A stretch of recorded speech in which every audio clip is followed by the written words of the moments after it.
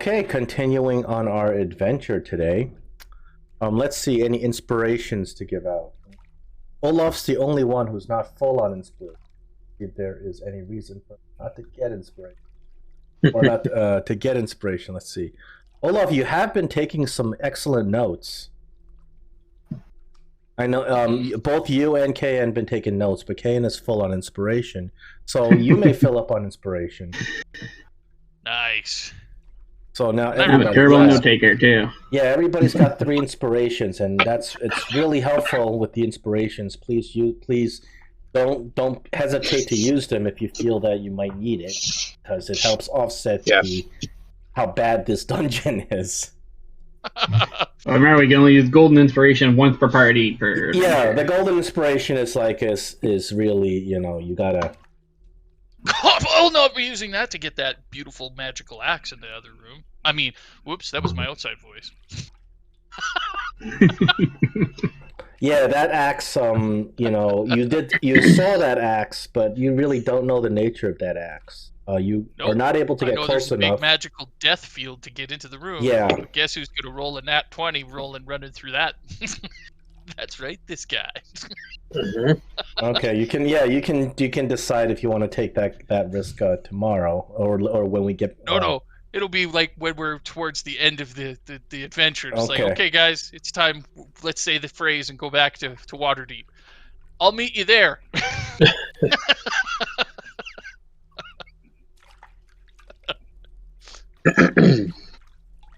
Okay, so as you recall, you guys are exploring the ruins. You fell through this huge crevice in the center of the earth, and you pretty much have no choice but to try to find your way out. Everywhere around you, there is a faint hint of poison in the air. Beginning this session, everybody rolls a Constitution saving throw again. You realize that the longer you stay in this, the more you're going to be rolling these. God. Oh, we're rolling them right now. Yeah. Okay. Beginning of the session. You don't know. You're going to be rolling them at intervals, depending on how much time you spend doing stuff. Stop thinking so hard and make decisions. Oh boy. Ooh. Oh boy. Okay. Rob, no. Olaf, no. I'm sure it's even worse. Oh boy. Olaf and Robshore take 5 points of poison damage. Now, is that just... Was that from... Oh, LD has to the roll grid? as well. I'm sorry. Poor LD. Okay, he did not want to come here, but he's here. But he's here. LD also takes 5 points of poison damage. Yikes.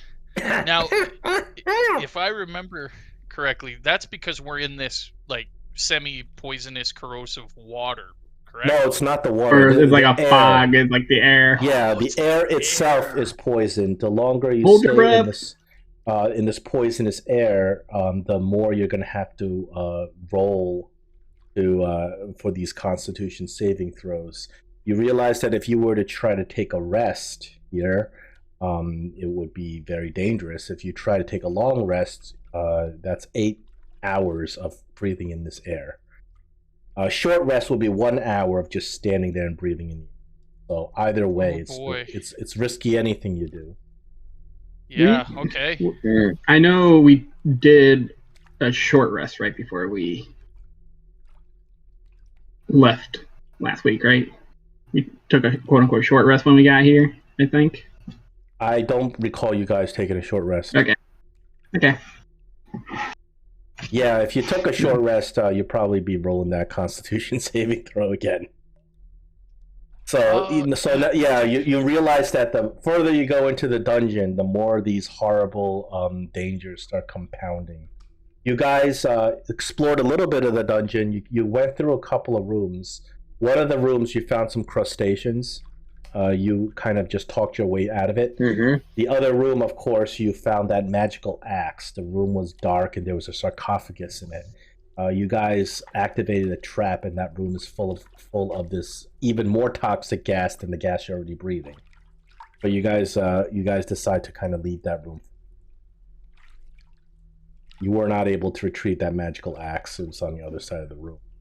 And so you went the other direction, and you came down here. As you recall, what you did last session is that you explored. There's two wells in this room, and the room towards the bottom is completely flooded. You explored you kind of took a look at the two wells. The one on the bottom looked like it had something moving, but then there was just a frog jumping out of it. There's nothing else in that well as you took a look. The one on the top, you found some trinkets inside the well, but a swarm of rats had come out of the garbage, and so you've looked at those two wells. Now you're just staring into the maw of this big dark, disgusting, flooded room. Indeed. So it's a dark, foul pool that covers the entire floor. Is there you can't really see the floor because the water itself is a little opaque. Oh, gross. It's a central hall flanked by narrow aisles, and there's 8 columns. The walls are coated with slime. You can visibly see, and there are glowing silver lines etched across them. From what you can see of the chamber's walls, the stone appears to be very crude. Okay. And I remember that slime was pretty corrosive before. Yeah. Oh, yeah, that's right. Yeah. Yeah, so on the eastern wall, you see what looks like to be a bit of a glow etched on the wall. Bit of a glow. And are we able to see, if I remember correctly, you said the circular objects in the middle of the room, they were like raised. Well, that circle in the middle of the room appears to be some sort of brazier that's just floating there. The other two are just pots. They're in the water. So it looks like these pots are big enough where they're in the water and they're sticking out of the water. Gotcha. Okay. So I know Rob Shore has one of my quarterstaffs. I'll take out one of my quarterstaffs and holding it tentatively with one hand, can I use it to test the depth of the water from where we're standing? You stick the quarterstaff into the water, and about 2 feet in, it hits solid ground. So the water itself, you can't see the floor, but you know that the floor is at least 2 feet down.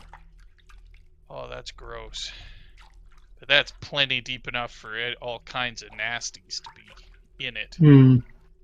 Oh boy. This is clearly the situation just keeps getting worse for you guys. But we need to get the hell out of here because we're slowly being poisoned. So yep. Yeah, so unfortunately you're on a clock. Well, John, I know what John would do. He would say, I'll take a torch and I'll hold it high above my head and I'll take the dodge action and I will move forward towards the brazier in the middle. Okay. Are you intending to light the brazier or just holding a torch up in the the air? What he would do is head for a central location and see if maybe he could light a fire in that brazier. Well, I could cast bonfire on there and it will set it on fire. That's a good point. Okay, well then he'll just head towards the middle of. That's just the question: is do we set this on fire? Or is it a trap? Actually, that's a good point. Why don't we try and cast your spell from the presumed safety up here, before we set foot in the water? Yeah, not a bad idea. So you cast a bonfire right in the middle. In the brazier, yeah. And boom, it lights up.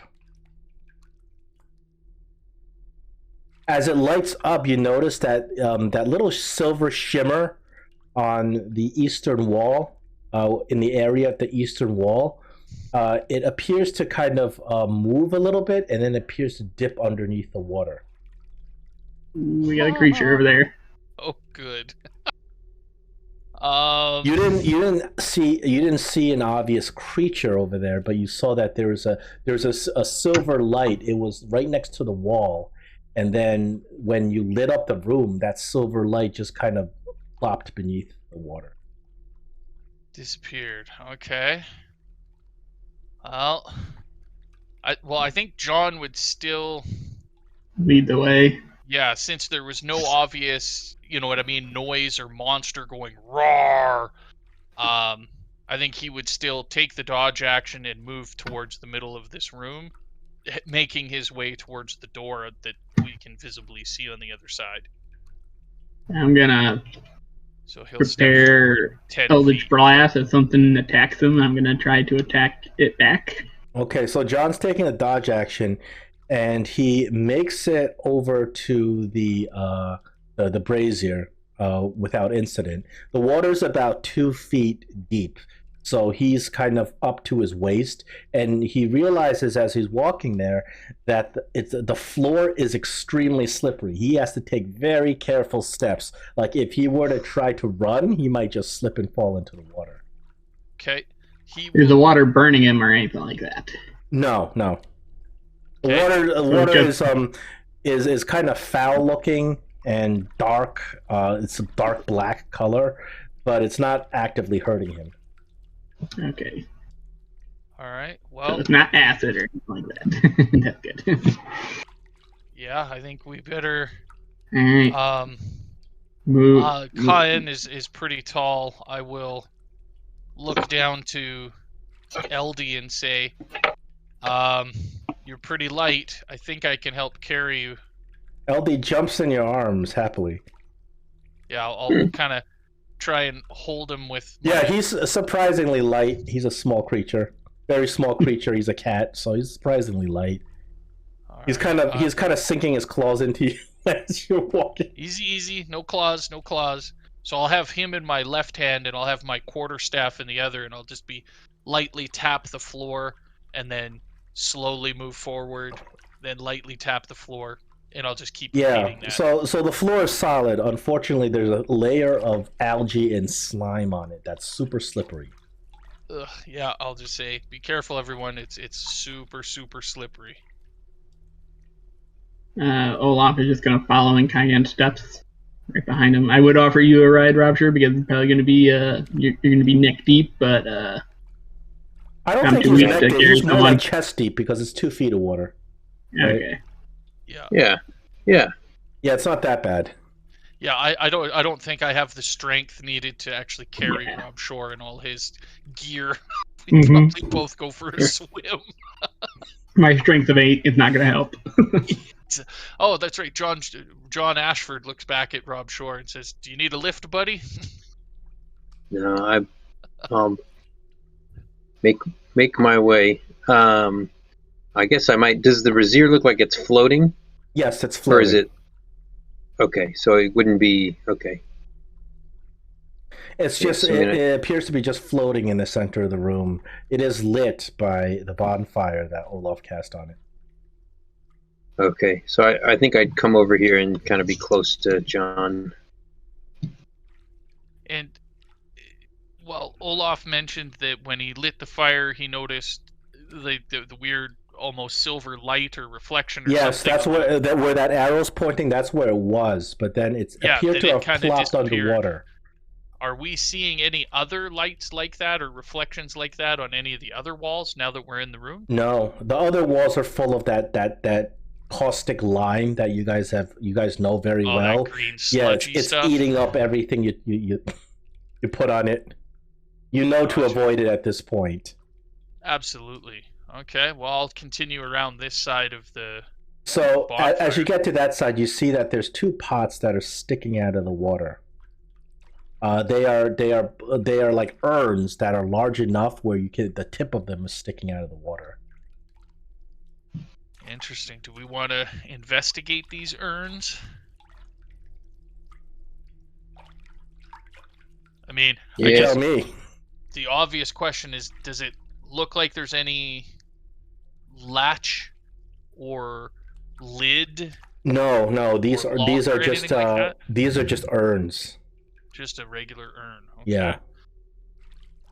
But they have a lid on them. No, there's no lid on them. Oh, so they're open. Yeah, they're Okay. open. I'll peek into this one that I'm closest to. So you This one peek right into here. that one, and immediately you see that it's just full of coins. It's full to the brim of coins. And as you peek into it, right in front of you, something rises out of the water. You see that it directly in front of you. You see that these weird looking. It looks like a spiked ball attached to a tentacle that begins to rise out of the water, and I'll show you the location of where you're looking. This thing is. It's coming out over here.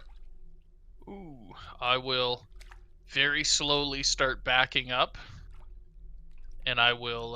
I'll quietly whisper in one of those like panicky, "Oh my God, guys! There's something coming out of the water!"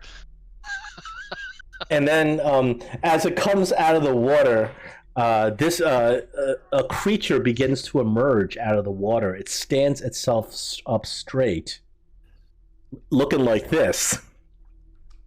Oh, cool. Let's go looking. The creature screams out something in Mastic. And your translation ring translates, "Who is here, attempting to steal the treasures, has zuzitet."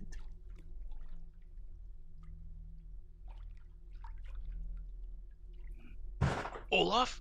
You got the Tell us about this treasure. Well, then we'll tell you if we're actually gonna steal it. Steal. No. We're not here to steal. We are checking out things here. We ran into your buddies down the hall, and they told us that they have a friend down this hall that we might want to be interested in talking to. We fed them. They had a good time, and they moved down Are here. you being sincere, or are you actually gonna try to deceive him?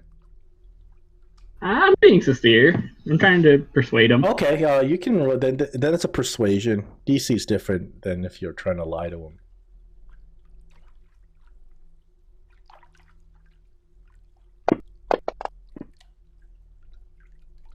The creature, you can't tell how this creature is thinking because it's just such a weird alien looking creature. Those little spiked flails on its tusk begin kind of circulating back and forth, and then the creature says some other stuff in Mastic, and the ring translates. It says, "You will soon be destroyed. This is the shrine of Tamoachan."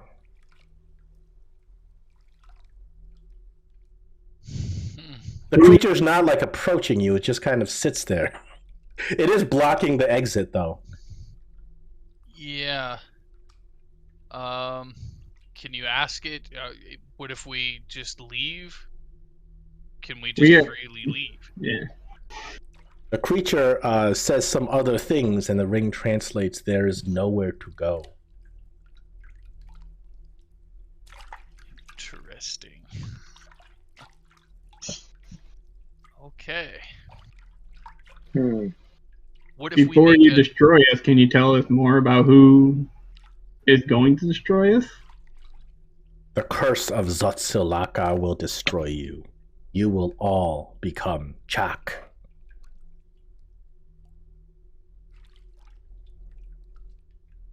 Does he know a way of stopping the curse? You ask him that, and he says, "It is an honor to serve the vampire god Zotsilaka." Zotsilaha. I see. Okay. Well then. Getting the. He's just blocking the doorway. He's not like attacking you. He's just he's sort of like he's sort of just telling you you're going to die and blocking the doorway. I was going to say, can maybe John like use not detect evil, but his like divine sense to maybe see if this guy's he seems pretty evil. Well, the things he's saying are leaning towards that. Yes. I guess so. Well, John uses divine sense, but the divine sense I don't think detects evil. I think it detects undead and fae and demon kind, right? Oh, okay. Right now, yeah. I thought there was something that was like you could do somebody was good or that might bad. be another edition of D&D. I'm just reading it right now. So it says the presence of strong evil registers in your senses like a noxious odor, powerful good rings like heavenly music. As an action, I open my awareness to detect such forces. Until the end of my next turn, I know the location of any celestial, fiend, or undead within 60 feet that's not behind total cover. And I know the type. I see. No, this creature John detects does not detect that it is one of the celestial fiends or undead. Doesn't look like any of those things. It looks like some sort of just aberration or monstrosity. Interesting. Okay. Can you ask this creature if we make an offering to, because I'll tell the group the urn that I got close to is full of coins.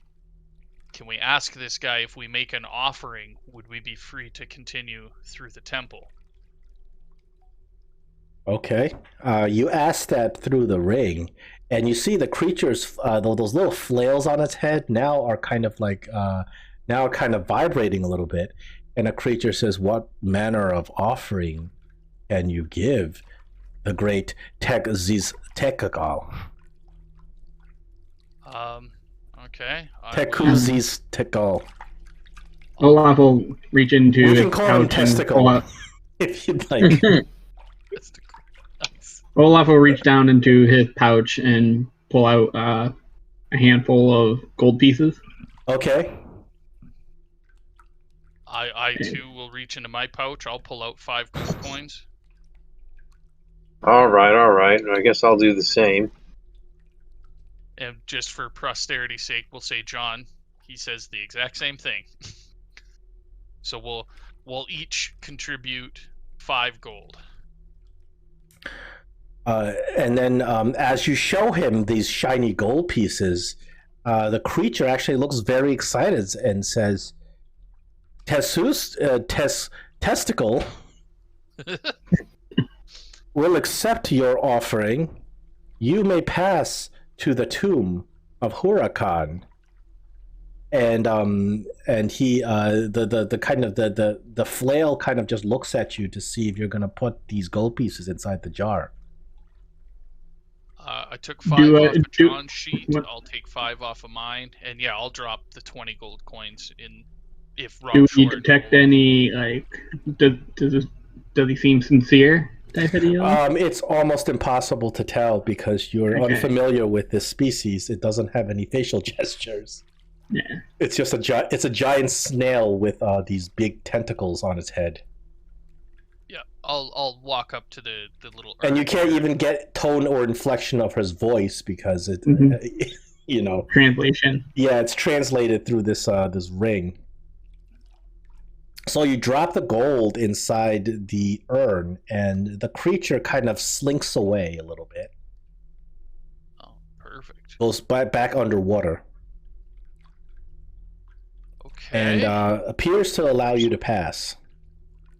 And John will peek in the little urn on his side, presumably seeing the same thing, full of coins? Yes, both urns are full of coins. Gotcha. Okay. Well, maybe that's the test or the trap is make an offering and you don't have to fight the slug beast of tentacles? Hopefully. I think we try to make our way out. So you make your way finally to the other side of this filled chamber, and it's another double bronze door. There is a stream of water leaking through it, and apparently this stream of water is what's what has been constantly leaking into this room, and probably is what filled this room up with water. Gotcha. Okay, so we could tell it's coming through the door into this room, not Yeah. from. Okay, perfect. Does it look black? Like, It is looks it the same? looks the same color as the water in this room. Okay. When you're done, look in the corner and just check about the dampness. When you're Rob done, Shore? you can look in the corners and see what's going on. How are you doing? If there's anything going You on. think you're feeling up for maybe doing some? I think he has some other people talking to him right now. Oh, maybe. Sorry. That's fine. I had a wife request. All good, man. All That's good. what I heard. Is when you're done, do this. Yeah. You heard right. All right. Are we moving out? Yeah, I think we've kind of You kind of talked your way out of that one. Yeah. at least for the Okay. time being. Okay. And So- did we notice as Rob Shore is making his way towards these doors here? Do we notice? Is there any lessening of the oppressive air? No, not at No? all. Okay.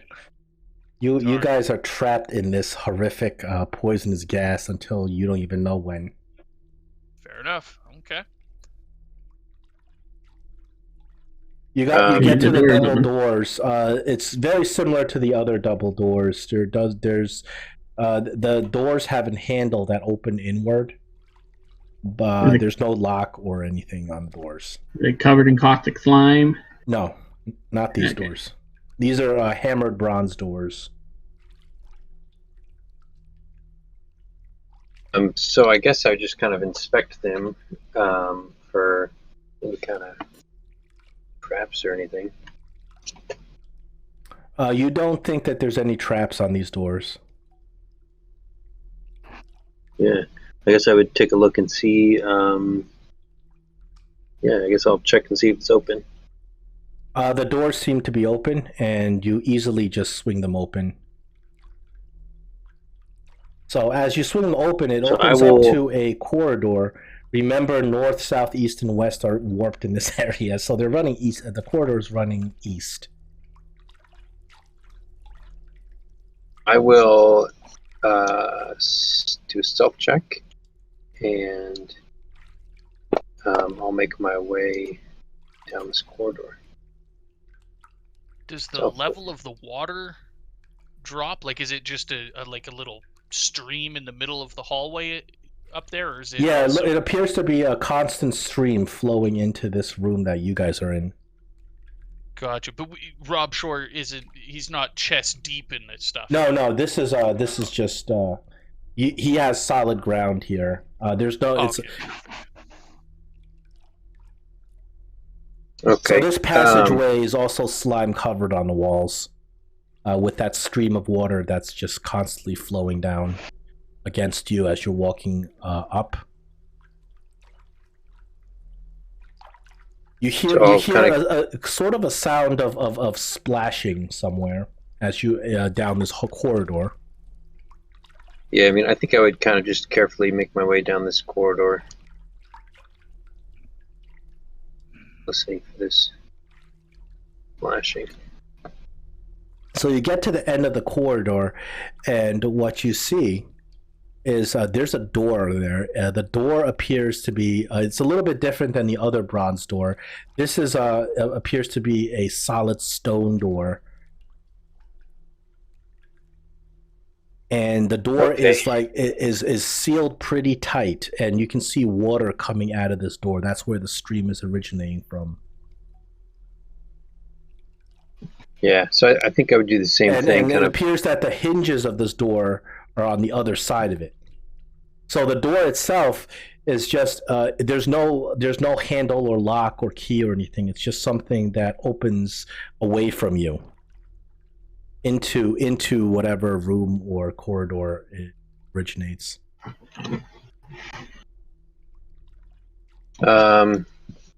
So yeah, I think I would take a look at this door for any traps or any like signs of signs that something shoots out into the wall behind me?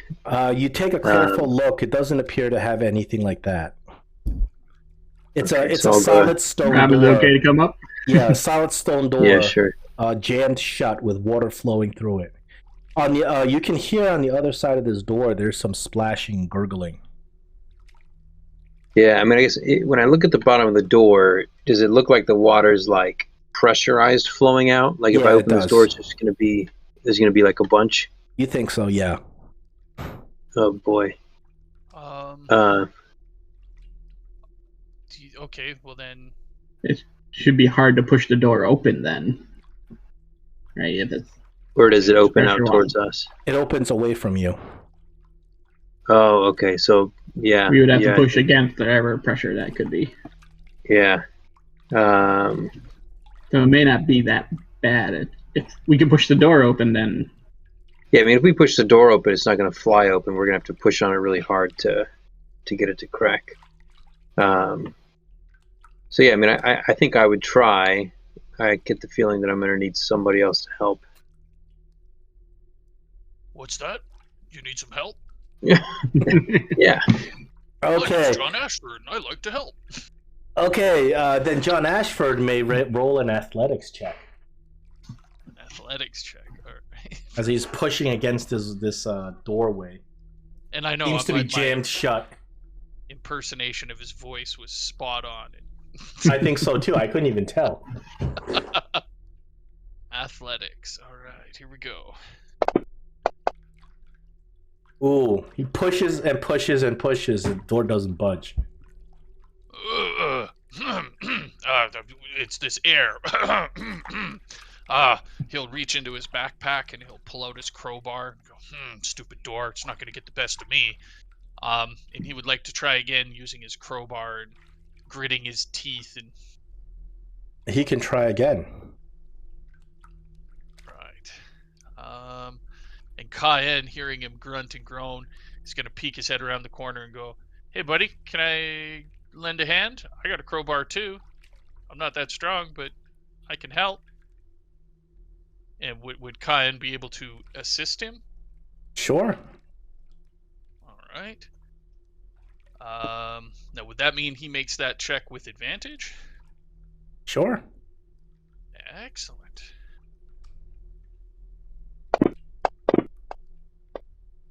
With a 24 that he just rolled, he jams the door open. The minute he opens the door, a massive tidal wave of water just flies in.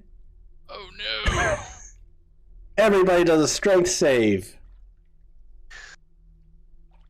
Oh no! oh, you did it all for us. Okay. Yep.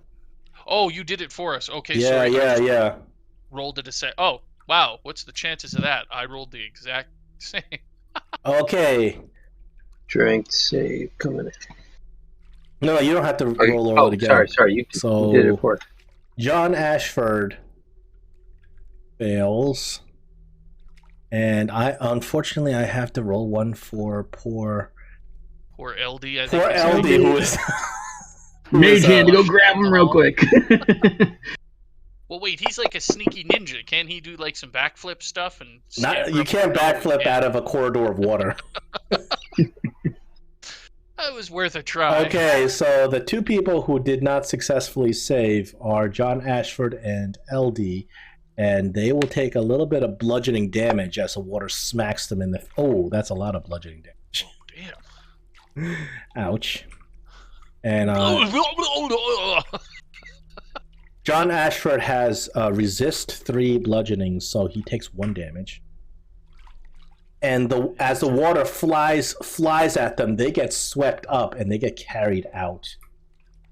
Now, as John Ashford is technically in front of Cayenne and to the side of Rob, would we have a chance to try and grab him? Or is the water just kind of deluge pushing us all down the hall? No, you all get pushed down. You're all pushed down like Gotcha. pretty far, and you're all kind of prone as the water just rushes out. But John and LD get carried all the way over here. Oh no. And they realize that when John realizes that when he gets carried all the way over here, the water on the sides of this area is deeper.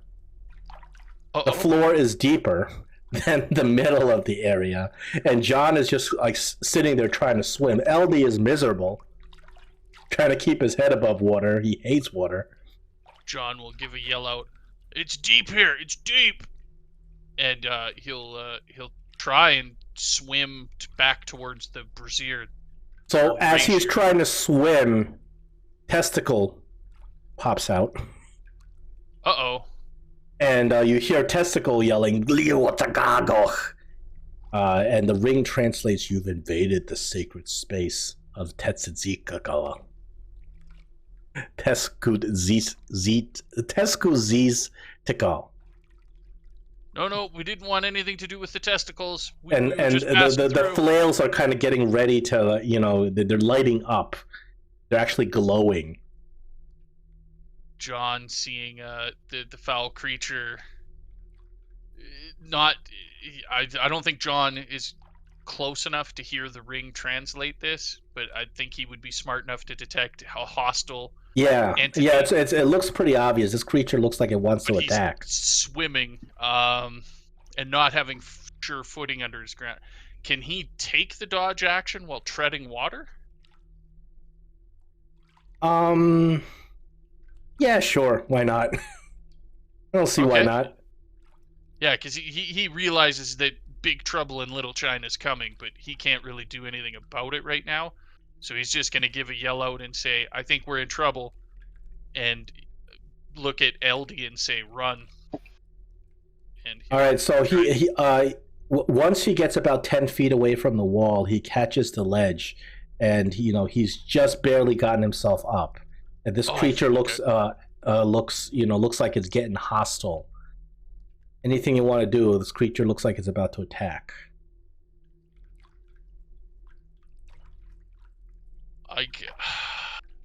No, that's what we're doing. What are you talking about? We determined that we need to give you a little bit more. That's why we came back. Yeah. Tell him we'll make another offering. Okay. We need a persuasion on that. How much we? What's this guy? They're like, really? I whisper to. You look at these urns, and I'll take care of it. Almost filled to the brim. There's so much coin in there. All right. Persuasion, right?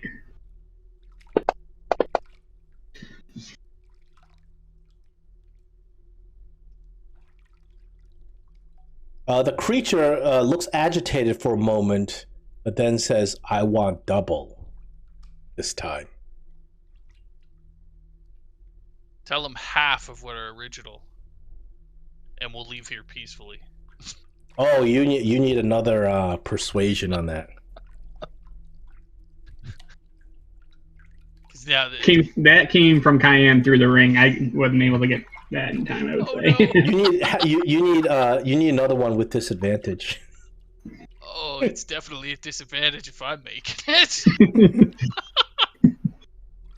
Oh, Cayenne is just he's gonna facepalm himself and mutter under his breath, "What the hell?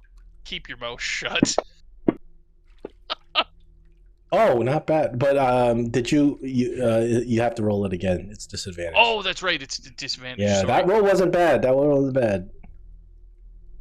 I forgot. Yeah. Sorry. Oh, the second roll was even better. Wow. The creature says, "You insult Etsudakal. Give me same as before." He doesn't attack. He does offer to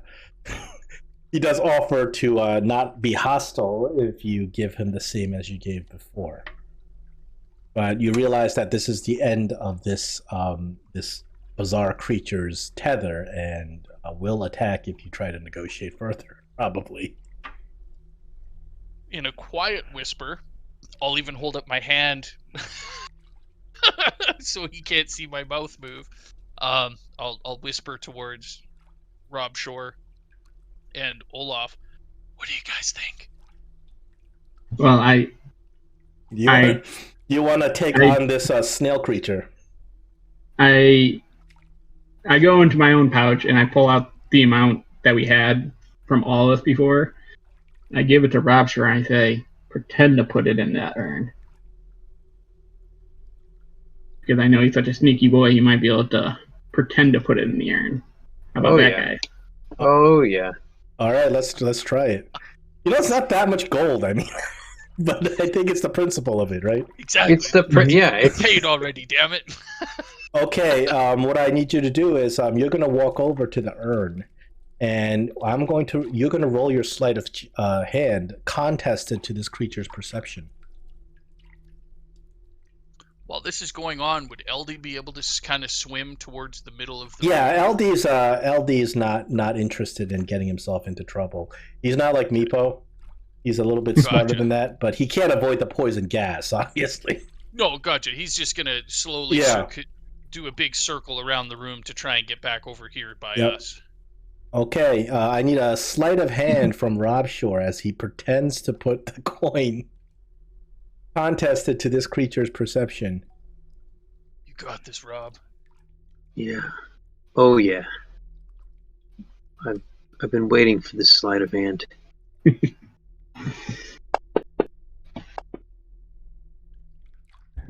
You're very lucky. This creature's perception is at disadvantage because it doesn't actually have eyes. It can only sense through its. And you drop it in, and the creature appears satisfied and slinks away. All right, guys, let's keep on going. Luckily, this creature does not appear to have eyes and could not see. It actually just senses through sensations. But for whatever reason, it just did not realize that you didn't put the coins inside the urn. Oh, neat. Okay. Well. So you guys made it through that one. Good call. Yeah, we did. Off with the sneaky sneak. Yeah, we did. We'll come back up out of the 2-foot deep water, give Rob Shore a congratulatory pat on the back, and go, "That was well played, sir. Well played indeed." And then I nudge him. I'm like, "I'll take my money back, please."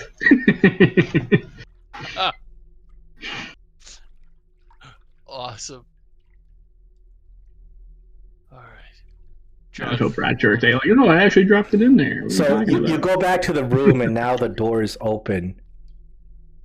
The room apparently is still. There's still a little bit some water on the floor of this room. It's the same color as the water in the other room, but you test the water, and it's not that deep. It's only like a couple of inches deep. The room previously was completely full of water. So you look around. The room's really wet. The floor, the ceiling, everything's covered with that caustic-looking lime stuff. Okay. Well, seeing that the water looks much shallower, Kyan will put his quarterstaff away, and we'll just go to not having it out. Do we want John Ashford to kind of step into the room? Yeah. Think it looks safe? Yeah, John takes lead usually. All right. John will step into the room. This room seems pretty empty. It previously was just full of water. It seems to be even full to the ceiling with water previously. So it was completely jam full. Now it's just an empty room with like 6 inches of water that you're stepping in. And do we see, like, the walls, are they covered in that same green slime? Yeah, they're covered in that acidic caustic slime. You know not to touch that stuff. Gotcha. On the opposite... Yeah. Oh, sorry, go ahead. Well, you going to ask? Oh, I was going to say, same as the previous room, are there any markings on the wall that look like that weird silver light or reflection? Not in this room. No? Okay. I wonder if that was the slug creature that we saw. I was gonna say, when we were actually talking to the slug, was it looking like the silveriness that we saw on the wall? Yeah, that silveriness was those little spiked things on its forehead. Those glowed when they glowed on and off at the creature's command appeared. Excellent. Okay. But as you look around this room, it appears that there, on the ground, there appears to be like the base of a sarcophagus, but it appears that whatever was inside has already been destroyed and washed away. It's just it's an empty sarcophagus on the corner of the room. Gotcha. Okay. So whatever magical treasures were in this room appears to have been destroyed. Probably with a slug now. Fair enough. And Lord knows I don't know. Do we want to go back to that slug room then and go looking, or do you want to mess with the slug further? I think we should. I don't know. I think we're pressing our luck unless we were gonna take care of the slug. Yeah. Although, we can have a lot of escargot if we take care of the slug. That is true. Full of coins. Who knows? Yeah, I mean, and we added to them. That's a good point. And it is just down that hall. Yeah, and imagine his surprise when he's like, "Wait, aren't you the same guys who've been paying me this whole time?" Yeah. I don't know. Well, John's not here, so John would say no. I think he would say no. He didn't want to fight the other crustaceans.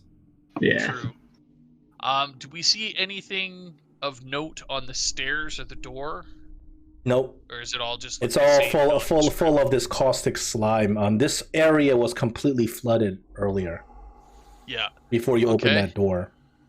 Can we use the semi-damaged quarterstaff to like scrape the sludge off the door enough to try and see if there's a handle on it? The door doesn't have a handle; it just kind of pushes outward. Okay. Oh, I'm sorry. It does. I'm sorry. This door does have. I'm sorry. I got my directions wrong. The door goes inward. It does have a handle. Ah. Okay. Pull it towards us. Is it like a big pull ring? Almost? It's similar to the door you just opened. It's like a stone door with one of those kind of like chains that you kind of open it. The chain itself doesn't appear to be full of this slime and acidic stuff. Okay. Well, John will look and go, you think I should just pull on the chain then? Doesn't look like it's got the slime on it. Or do you want to check it for traps first?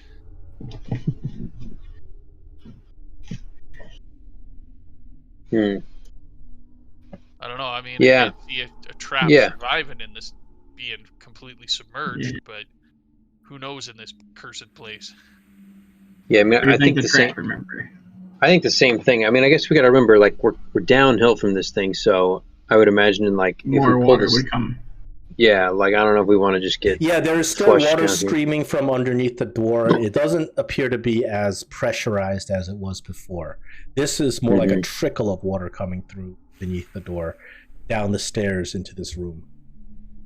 Gotcha. The other end, you saw like there was pressurized water just coming through it.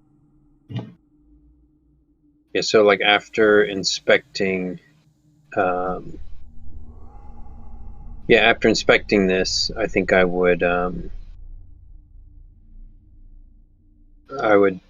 it after inspecting it for traps. Does not appear to be any traps on this door, and this door swings open easily. There's no pressure behind it. So you pull the chain and the door kind of creaks open, and you look on the other end. It's another corridor running east. It is full. The corridor itself is full of mud. There's some mushrooms and things like that growing on the edges. You can see directly across from you, there appears to be a secret door that has been broken down. over time, and not like somebody broke it down, but over time the door itself has kind of crumbled, and you can actually see the other end of the secret door.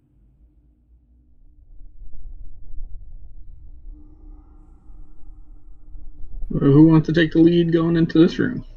Yeah, I mean, I guess I will. I think I will sneak inside. Let's see. Try my best.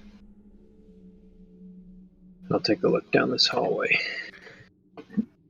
So you look down the hallway and you notice that there is a pool of water. The hallway slightly slopes downward towards you to the west. There is a gentle stream of water that's coming from somewhere up in the ceiling.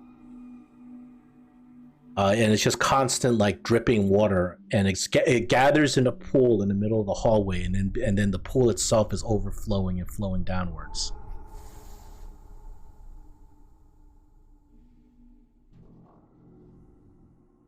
So I guess all the way down the hallway, you notice that there's farther down the hallway, there's another set of double bronze doors.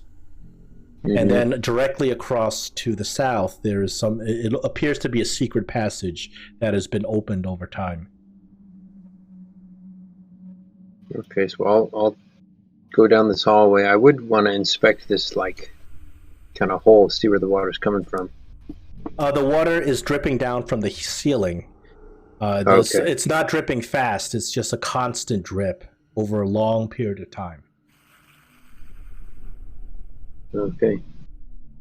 Down the so hall, corridor, the secret corridor, you said there's mud? Yeah, the whole corridor's full of mud because the water's here. And there's, like, probably silt and things like that inside the water that's been depositing the mud down here over the course of who knows how long. I was going to say, is it very similar to that mud that was where the crustaceans were? Yeah. Okay. And, of course, to the south, you see a narrow kind of, it looks like a secret passage that has been opened just because of the breakdown of the caverns. Okay. So yeah, I think I would,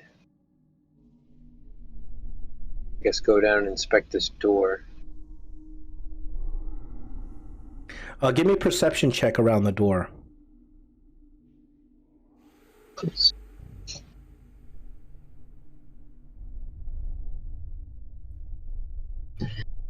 Does the muddy corridor to the south, does it look traversable? Yeah, it's a tight squeeze, but you can get through it. Rob Short too. So beyond those double doors, you think you hear, it sounds like it's music, but it's very hard to tell. You don't know if it's music or maybe it's just like maybe water drips or wind that's kind of creating some sort of rhythm. But it kind of sounds like a high pitched kind of music.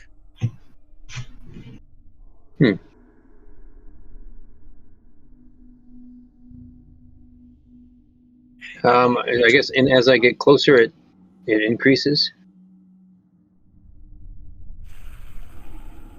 Yeah, it's beyond. It's on the other side of the door. It's very faint. Okay.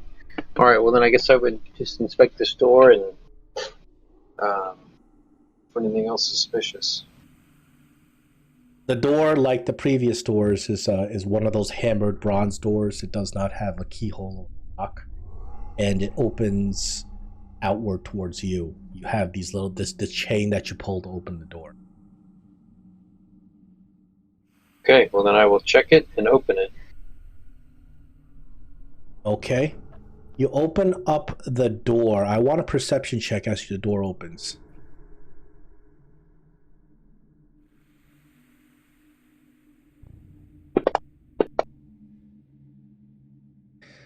So you think you saw something splash into the pool as you open the door, but you can't tell anything else. Okay. I think I would. So you look into this room, and water covers about half of this cavern. The other half, the eastern half of the cavern. The floor drops off sharply, so the floor is a little bit slanted.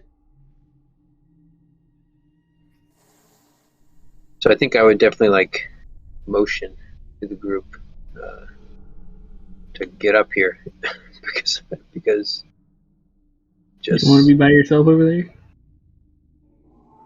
yeah.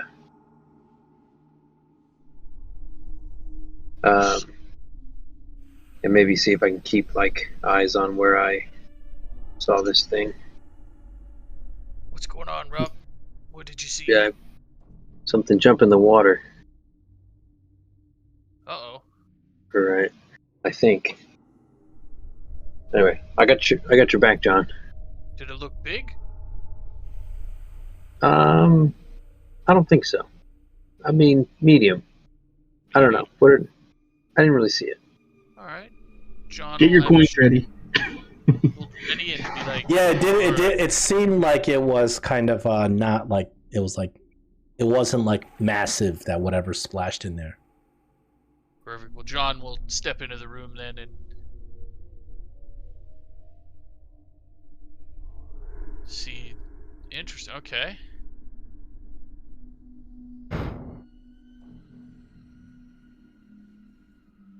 So you step into the room, and you realize that this room, of course, slants off sharply to the east, and also slants downward to the south. This direction, the south as well. Gotcha. And on the southern end, you notice that the water has collected in this big pile of mud right in front of the half-buried door over there. And that would explain why we couldn't open that door. Yeah, you guys were on the other side of the door earlier trying to open it. You couldn't open it. Now that you're on this side, you kind of look around and you realize that the water, at first around here, you can see the floor. But as the floor it appears to be slanting downward, and as you get over there, you can't even see the floor anymore. Oh no. But it's not that gross, black, opaque water, correct? Yeah, this is a little bit more clear. Okay. And then you guys are kind of standing around, looking around this room, kind of wondering what to do. And from the corner of the room, around here, a head pops out of the water. And this is the head of a beautiful woman with golden hair. Just pops out, looks around. The head looks at you, and then you see she smiles and then laughs, and then her head pops right back down.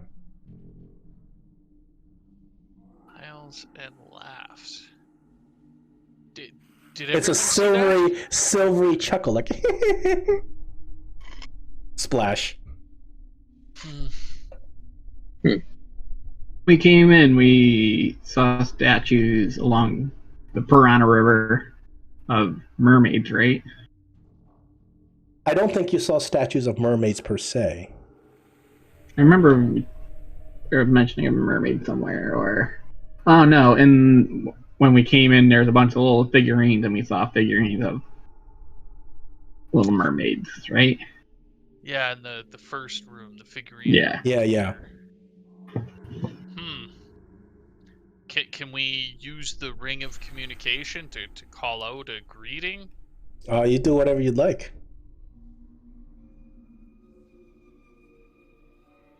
Olaf comes over to here and yells out a greeting of, "Hello, how are you today?"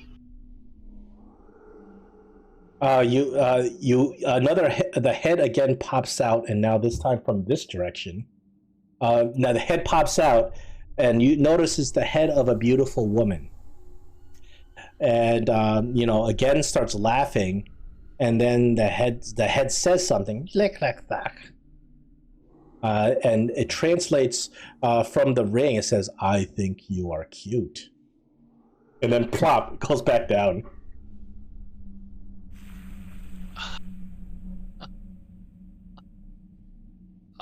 Obviously, gonna- it doesn't feel quite as flirtatious because it translates into this dark demonic voice coming out of the ring. My name's Susie. Can I pick up a rock and I'm gonna cast light on it and throw it into like the middle of the pond? Yeah. You throw the rock into the middle of the pond, and there appears to be, in the bottom, towards the bottom of the of this water, there appears to be some sort of long, kind of snake-like object. This thing is big. Oh boy.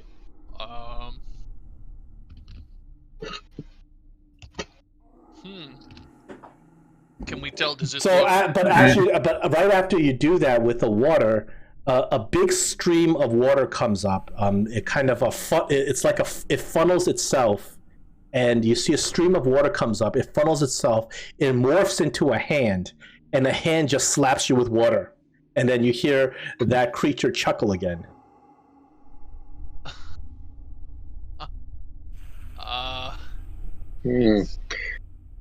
So I think Rob would be afraid of like getting pulled in and drowning. So I think I would like see if I could grab my rope and like tie it off to the door behind me.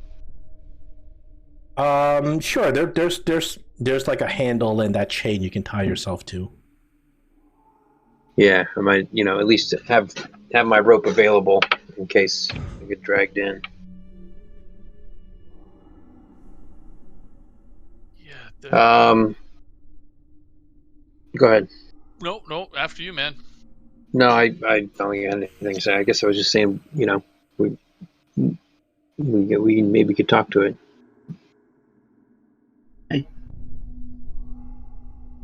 Yeah. Should I take Mage Hand and splash the water back at them? Well, you don't know what exactly to splash because she's under the water. Yeah, can you... So, okay, so there's the creature that's splashing us with water that has the form of a female with silvery gold hair. She seems to be playful right now. And then you see something else beneath the water, some very large snake-like object beneath the water when you threw in that magic stone. Enough to determine, does it look like an actual snake, or does it look like a log, or does it look like stone? You can roll a perception, whoever's got the best one. I got a +4 and +2. Sir John Ashford also has a +4. Wow. I brought it up, so let's see. Because it looks like we're... Yeah, you think you saw it move. It's probably a creature. It looks like we definitely got to get through those doors, but I don't know if I want to get in the water with a big snake. Mm-hmm. Olaf, can you ask your girlfriend if she can open the door or scare the snake away or tell us how to get out of here? You look kind of cute yourself. We're just passing by. Would you mind letting us through? The head pops out again over here. And she says something, you notice that she's actually naked. now that she pops out a little more, you realize that she's naked. And she says something again, and the ring translates to, my name's Dasa. What's your name? Well, my name is Olaf. I'm a well-traveled adventurer looking to learn many things about this temple. I like you, and I like your charisma of +6. Hers charisma +3. Would you like to play with me? What do you consider playing? Well, come in the water and I'll give you a kiss.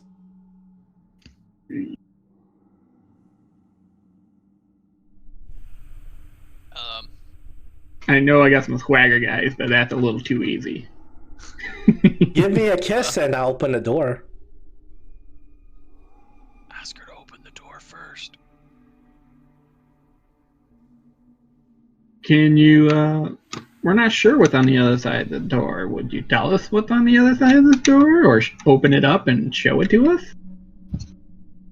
And she says, the other side of the door? I don't know. I've never been there. But Where I can have you open been? it. You can't open it? I've been here. This is my home.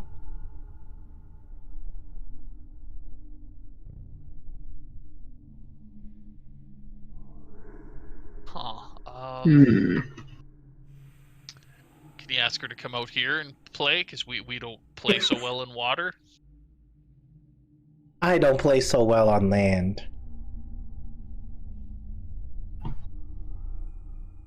I'm just that hearing the ring just going, I don't play well on land. Exactly. So she kind of splashes around. She's not a mermaid, you notice that. She actually does have legs as she's swimming and splashing around, and she kind of she's able to actually kind of halfway float out of the water, and you notice that there's this thick layer of foam that's kind of covering her. She looks like a hot lingerie model covered in soap suds. I think there's more to this than you're actually seeing, guys. I think you're correct. And there's that snake in the water thing that I think I saw. Well, yeah. Well, naturally, I mean, you guys are suspicious. You guys are in this haunted, cursed, ancient ruin, and there's a beautiful woman. Naturally, it's kind of suspicious. I would be. Can you ask her, is there a way to drain the water?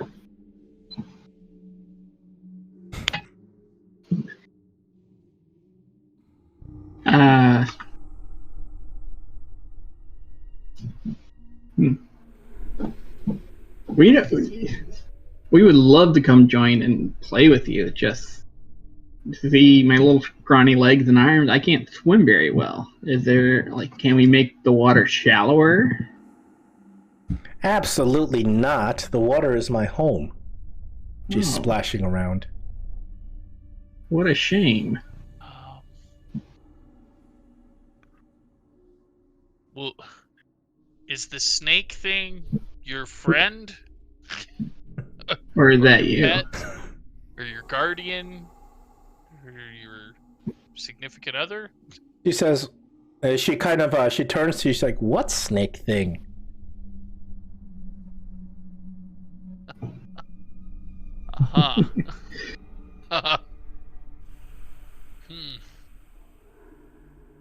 Oh boy. Do you have many friends with you, or is it just you in this pond? No, it's just me, and I'm lonely. I wish there were a beautiful, handsome human such as yourself to spend some time with me.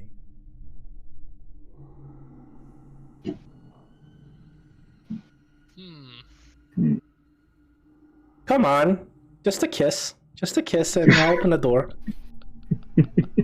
Come in here. The water's warm. Anybody got an idea how we get short of going in the water to play slap and tickle?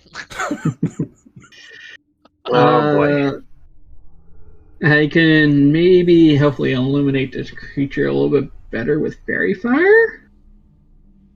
Well, okay, but before we start doing that, well, fairy fire doesn't set them on fire. It just No, but fairy fire, you're not sure if that. Yeah, fairy fire will illuminate her, disable invisibility, and give you advantage on attacks, but it would be a hostile spell.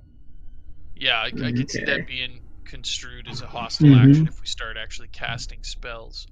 And she might save against it. You don't know. Can we see the doors on the other side? Oh of the yeah, room? you can see them. They're right there.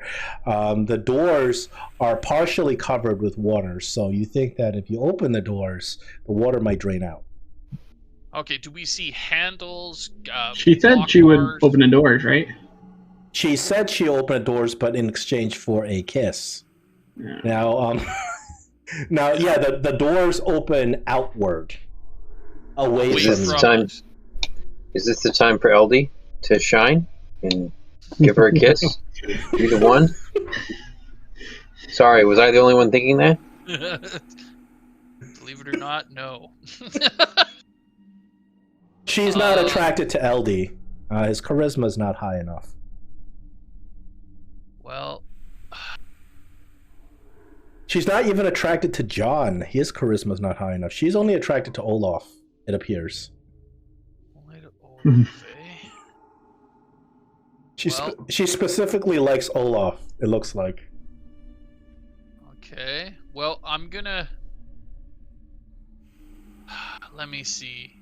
I'm gonna reach into my backpack and kind of try and palm a bottle, potion bottle that I have, and I just like to kind of hold it in my right hand and kind of bump my right shoulder against Olaf's right shoulder and kind of whisper in his ear and say, "Looks like you might have to go into the water. Drink this first." In as quiet a whisper as I can as I push the potion of water breathing that I have in my backpack into his hand. I say, thank you. And Yeah, well, I mean, I don't know. It looks like we could either try and just go past her and deal with whatever repercussions there may be, or you could go down the rabbit hole and see what happens if you go give her a kiss. I mean, you know, it's pretty obvious that something bizarre is going on. You know, just looking at her, it's not, you know, it's not like. But you don't know exactly what this, what you know, what she intends, what she wants. All right, I'll move a little bit closer, and I'll just hold on to that bottle for right now, and just come over to like this side of the wall. Does she approach me over here? She pops out right here, and she kind of motions with her finger, and you notice that, you know, she's a little bit blue in color. Her skin's blue. She has this like golden flaxen hair that just seems to like even dry up as it comes out of the water. So beautiful. And she's kind of motioning with her finger for you to approach the water. Do we notice the snake thing moving that she's moving? Or? It doesn't appear to be moving. It's just it's right in the center of this pool. It's right there on the bottom. It's only with careful kind of observation that Kayan did notice that it appeared to twitch a little bit, but it's right now it's standing still.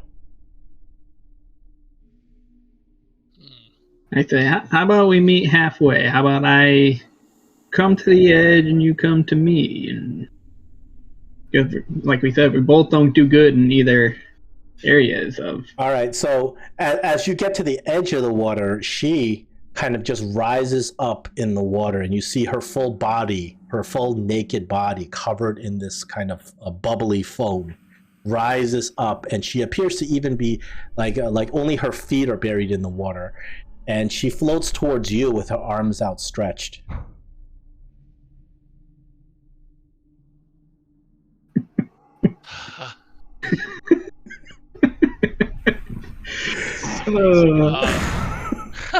I will. I'll discreetly sidestep to the side here,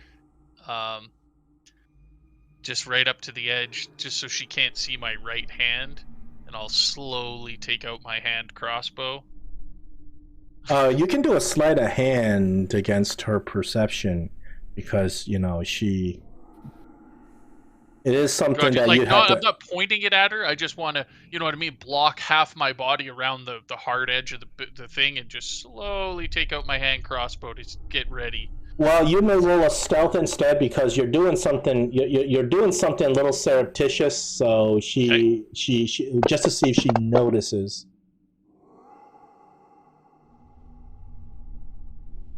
As this is going on, I try to take a mage hand and push on the doors, see if they open.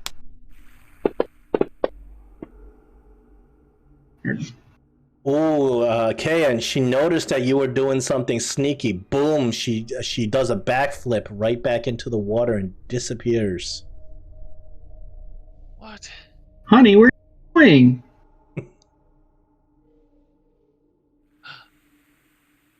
Do we see the shadowy deep creature start to move around? No, it doesn't move around. Your mage hand is not enough to push this door open. What happened? Where'd she go? I don't know. What were you guys doing back there? I was ready to get a big smooch. So it appears that she noticed Kayan because she looked over at him. She noticed that he was doing something sneaky, and she boom. I'll try and discreetly put my hand crossbow back in its holster, and I'll be like, I got a real bad itch on my back. I was trying to scratch it. You can try a deception on her, I guess. Oh man. Wah wah. If ever there was a time for nat 20.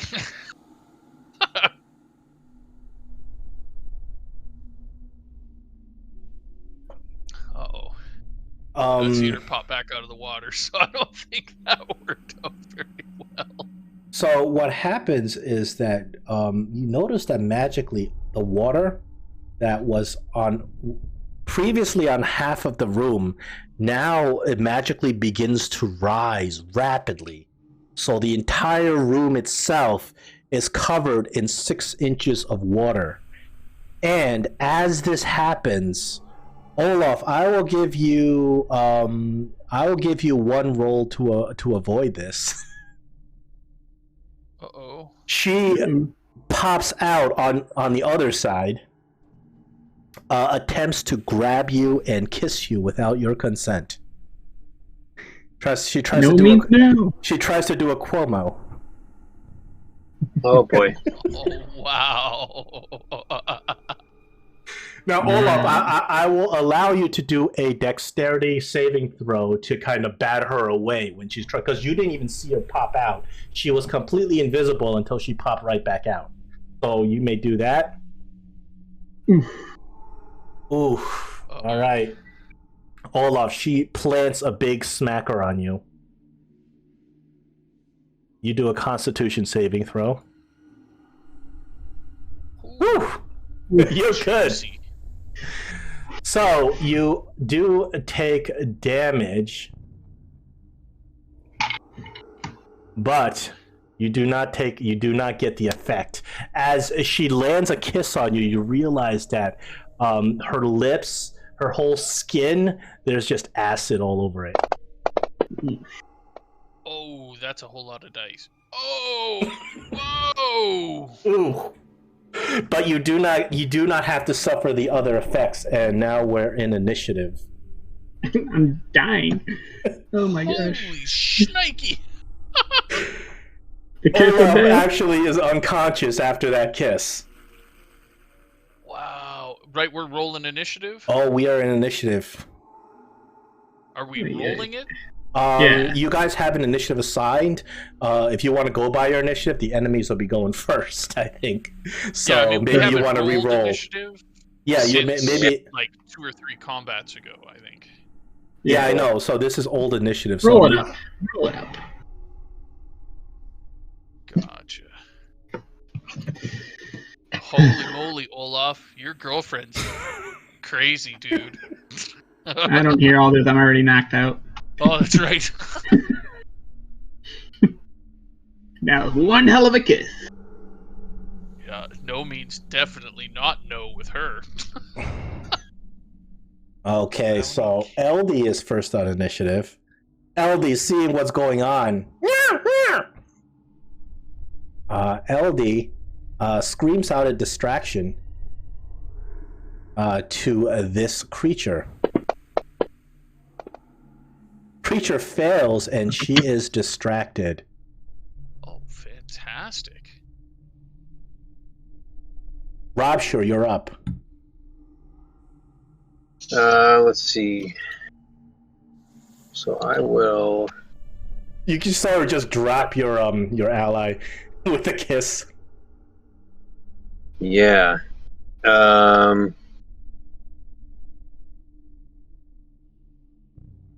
So I will. Actually, I think I'm going to. I guess if she's distracted, do I have advantage? No, distraction means that she has disadvantage on her next attack. Okay. And then is she within 5 feet of Olaf? Olaf is incapacitated. So. Okay, all right. So I'll see. Let's see. She's 40 feet away. So I'll use my bonus action to take. Well, I guess I can't. She's 40 feet. She's 40 foot direct, so I can't go over there. So I'll move. Move over here, and I will use my sling.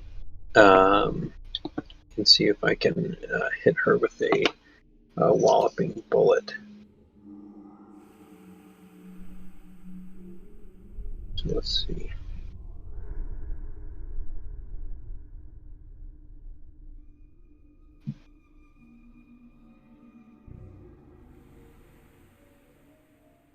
And I don't think I get sneak attack because I'm not close enough. But I will. So there's 6 damage. And I'll see in this walloping bullet. Let's see what the. Good. So DC 10 strength saving throw, or knocked prone. Okay, would you like me to roll it for her? Yeah, sure. Okay. She rolls an exact 10. So that's a save. Whack. Okay, well, I suppose... let's see, that was my movement, my action. Oh, wait a second, she's distracted. Let me roll that again. Let me roll that. She gets disadvantage. She's knocked prone. Winner, right. Chicken dinner. Whack. All right. So is this stream small enough I could jump over? Yeah. But everywhere you go is difficult terrain now. Now there's 6 inches of water and it's rising. Oh, okay. All right. Well, then I will use my bonus action to move. Let's see. So I could probably get right about here. That's 15. My movement's 25, so I can get like half a square. So I think that would be the end of my movement. Okay, now it is this creature's turn. It is prone, so it uses half its movement to get back up. And the creature looks around.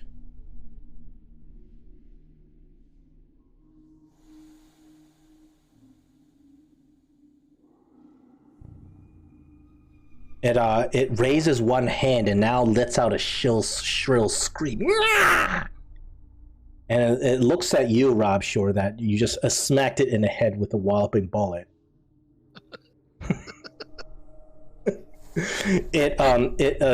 As it raises its hand, a big stream of water, this time extremely violent, comes out of the pool and attempts to lash out at you. So I will make it for you, but it is a strength saving throw for you. Okay. You said you'll roll it for me? Yeah. I'm sorry, it has disadvantage on this, so I'm rolling it again.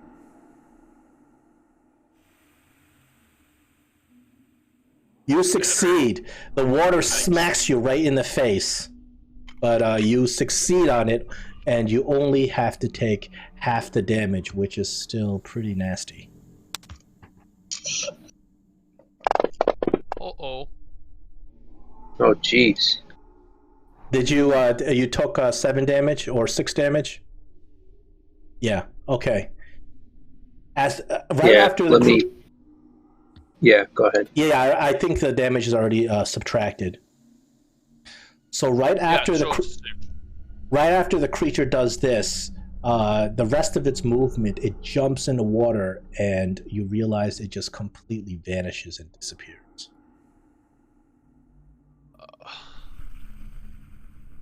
You are still in initiative. Olaf, I need a save. You're incapacitated.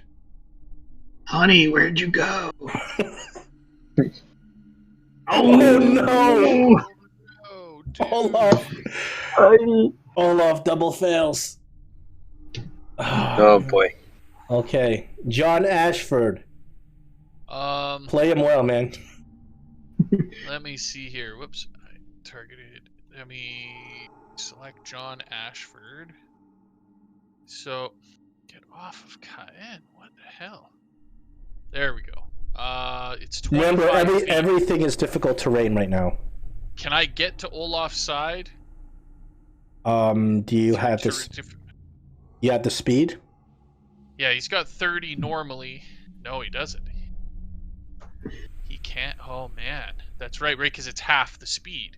Yeah, everything's difficult terrain. The water level of the floor has risen. Olaf is gonna die. Okay, wait, no, I got this. John is going to spend a 2nd level slot, and he is going to cast Misty Step. Oh, okay. Which he gets from his Oath of Vengeance Paladin spell list. So he can teleport up to 30 feet to an unoccupied space. Is that right? Yep. A Paladin with Misty Step? Really? Oh, okay. I'm not familiar with the Oath of Vengeance, but... Maybe that gives you Misty Step. Yeah, Hunter's Mark, Hold Person, Misty Step, Haste, Protect... Holy shit, look at those spells. Wow, okay. Awesome. I know what my next character might be. Anyway, sorry. Well, is it he just has those, or like he would have to equip those for the day? No, I think those are the same as a cleric's domain spells. Let me double check. Oath spells, Vengeance. You gain spells. The Oath of Vengeance, blah, blah, blah, blah. The spells do not count against the spells you can normally prepare. Okay. Not then. So, yeah, it's just, I guess, like a cleric's domain spell list. Sweet. Okay, so yeah, he will Misty Step with a 2nd level slot up to 30 feet, which I guess would be technically... So the water's deeper on this side of Olaf than on this but side, it's still correct? Standable. It's not like, he's underwater. Okay, perfect. Then he'll stand right there trying to interpose himself.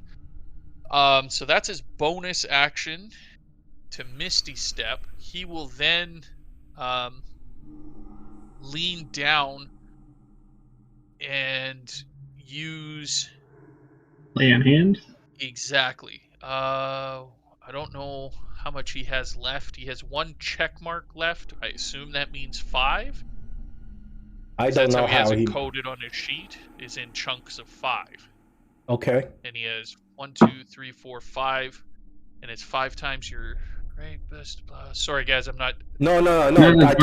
We totally understand. You have a total number of hit points equal to your paladin level times 5, and he's 5th level pally, so yeah, he'd have 25 hit points. Yeah, that makes sense. Okay, perfect. So he will use this last little chunk of that and drop those into Olaf and say, "Get out of the water." And that's his action. That's Olaf, his action. you narrowly escaped death as John Ashford just heroically uses his spell to fly over and heal you. Sweet. Kayan, it is your turn, but you have no enemies in vision. True. So what I will do... Well, of course, there's that object on the ground. But you realize it's underwater, so you are shooting a bolt into the underwater, which may fail automatically. Depends on underwater combat rules. So John, so let me target. So it's difficult terrain. Yeah, so if you are firing a bolt underwater, I have to look up underwater combat rules because I believe it fails. No, I'm not gonna try and shoot a bolt. What I will do, I can't get to Olaf to try and drag him away. So what I will do is instead, I'll move 5, 10, 15 feet out into the room, and I will I'll reach into my crossbow case, and I will pull out my special bolt that's reserved for special occasions. Which one? That's the +2 one. Oh, yeah. And I will load that into my crossbow, and I will ready an attack action if the Wicked Witch of the West pops her head back out. I am going to try my best to put a crossbow bolt in her face. Specifically for the Wicked Witch of the West? I have to be specific like that? No, you don't. Oh, okay. If a hostile creature there we go. Face, I will launch an attack. Perfect, because a hostile creature will absolutely show its face. Oh, well, there you go. In the beginning of the next turn, that snake-like thing that was hanging out in the middle of the room, previously hanging very still, now pops out. It pops out and it attempts to bite John. And as it pops out, you realize that this snake-like creature is actually some horrific-looking eel. Oh, whoa. That's a cool picture. Neat. Zeiss. Oh, Jesus. Olaf, you kissed that. So the creature... It kissed me. The creature looks at John's shiny metal armor. And then you see the creature begins to glow, and little sparks are flying out of it. Oh, that can't be good. That can't be good. So each creature within 15 feet of it does a DC 12 Constitution saving throw. So I'm going to target John, and I'm going to target Olaf. Oh, come on, Olaf. John's a big boy. I'm sure he can handle this, but...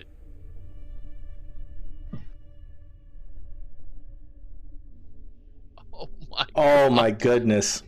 Hang on. Warcaster gets advantage on Constitution saves, right? No, that's Constitution. But... that's a concentration, isn't it? No, it's Constitution saving throw. You have advantage on Constitution saving throws that you make against your concentration spell. Against yeah, you're not even concentrating on anything. I know. Okay, so both of you take lightning damage. Oh my god, 3. Oh no. And both of you are stunned. And Olaf is unconscious again. Haven't even gotten off of the ground yet. Not only is Olaf unconscious, but you can't be stunned if you're unconscious, but John Ashford is stunned. Meaning that he's going to be blowing a turn. So you are stunned until the end of this creature's next turn. But now this creature has surfaced and ready to attack. LD is going to attempt a distraction on the creature. Stop distracting it and just attack it. LD's got a little Ewok bow. It doesn't look like it does much damage. It's not Meepo that rolls double 20s, but the creature is now distracted. Rob Shore, things are looking kind of grim. Yeah, that's for sure. I guess, you said it went, it's hidden now? It's not hidden. The creature is, that lady has disappeared. But the creature is here. Yeah, but I thought it went underwater. No, the creature is still above water. It just discharged a huge zap of electricity. Oh boy. You see Olaf on the ground just spazzing because of the lightning. Like John just healed him, and then Olaf just went right back down. Oh, John, let's see. So I think I'm gonna. I mean, John is within 5 feet of him, so I'm gonna go ahead and I will throw a dagger at him because I think I will get sneak attack because I have an ally within. You do have sneak attack. Unfortunately, John's he's stunned. Does that apply to the income? Because John's not able to attack because he's stunned. Oh, I see. I mean, I forget what the wording is. It doesn't say stunned, but it says like incapacitated. He's not. Like he's not by definition Oh well, let me. I'm gonna have to look this up because it probably does make a difference between life and death. Mm-hmm. Okay, so for the stun condition, a stunned creature is incapacitated. Unfortunately, can't move, can barely speak, automatically fails strength and dex saves, and attack rolls against the creature have advantage. Unfortunately, John is incapacitated because he failed the save against electric eel stun. So that's almost as bad as being knocked unconscious, like being like. Yeah, but he's not rolling death saves. It's not that bad. Not as bad as Olaf, who's rolling death saves. Again, yeah, okay, all right, we'll get you, Olaf. We got you. Olaf is also your healer too. Wait, I thought Olaf was Olaf. Oh, you got knocked back down again. No, he got hit by the lightning. And John does not have resistance to this lightning. All right, so I will go up next to Olaf and spend an entire action feeding him a. Well, unfortunately, the rules, you can't move. Oh, okay. Full round action, unfortunately. And it's a full round, so I couldn't like use my bonus action dash to move. It's like bonus action. Oh, actually, you know what? If I think about it, you know, you're faster than normal. You're a sneaky rogue. You have the cunning action. The cunning action. Unfortunately, the cunning action is a cunning action. Unfortunately, bonus action. Yeah, it has to use your bonus action. No, it can't. Okay, so let's see. I have no way, I think, of healing anybody. And Cayenne, you got the ring, so maybe. No, we'll use that. I don't even have like bandages. So I'm just going to. I guess I'm not going to move forward, and I'm going to throw a dagger. Remember, some of you might have 2 attacks, but you're level 5, so don't. I don't think you do, Rob, but some of you have 2 attacks, so don't forget that. Oh yeah, that's right. So I guess I am going to move up in case I do need to do a healing potion, and then I'll throw a dagger at Zeltz.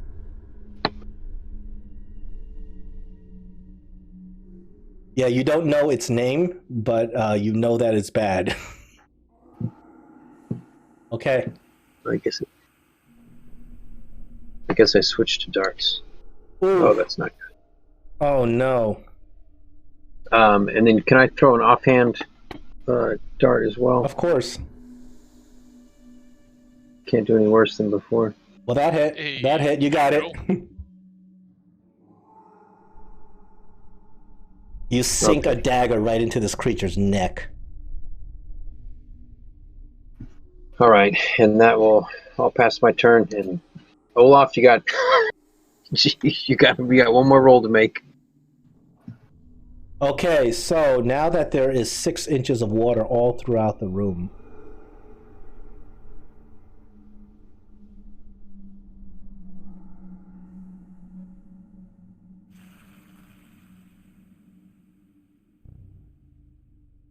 a creature pops out of invisibility.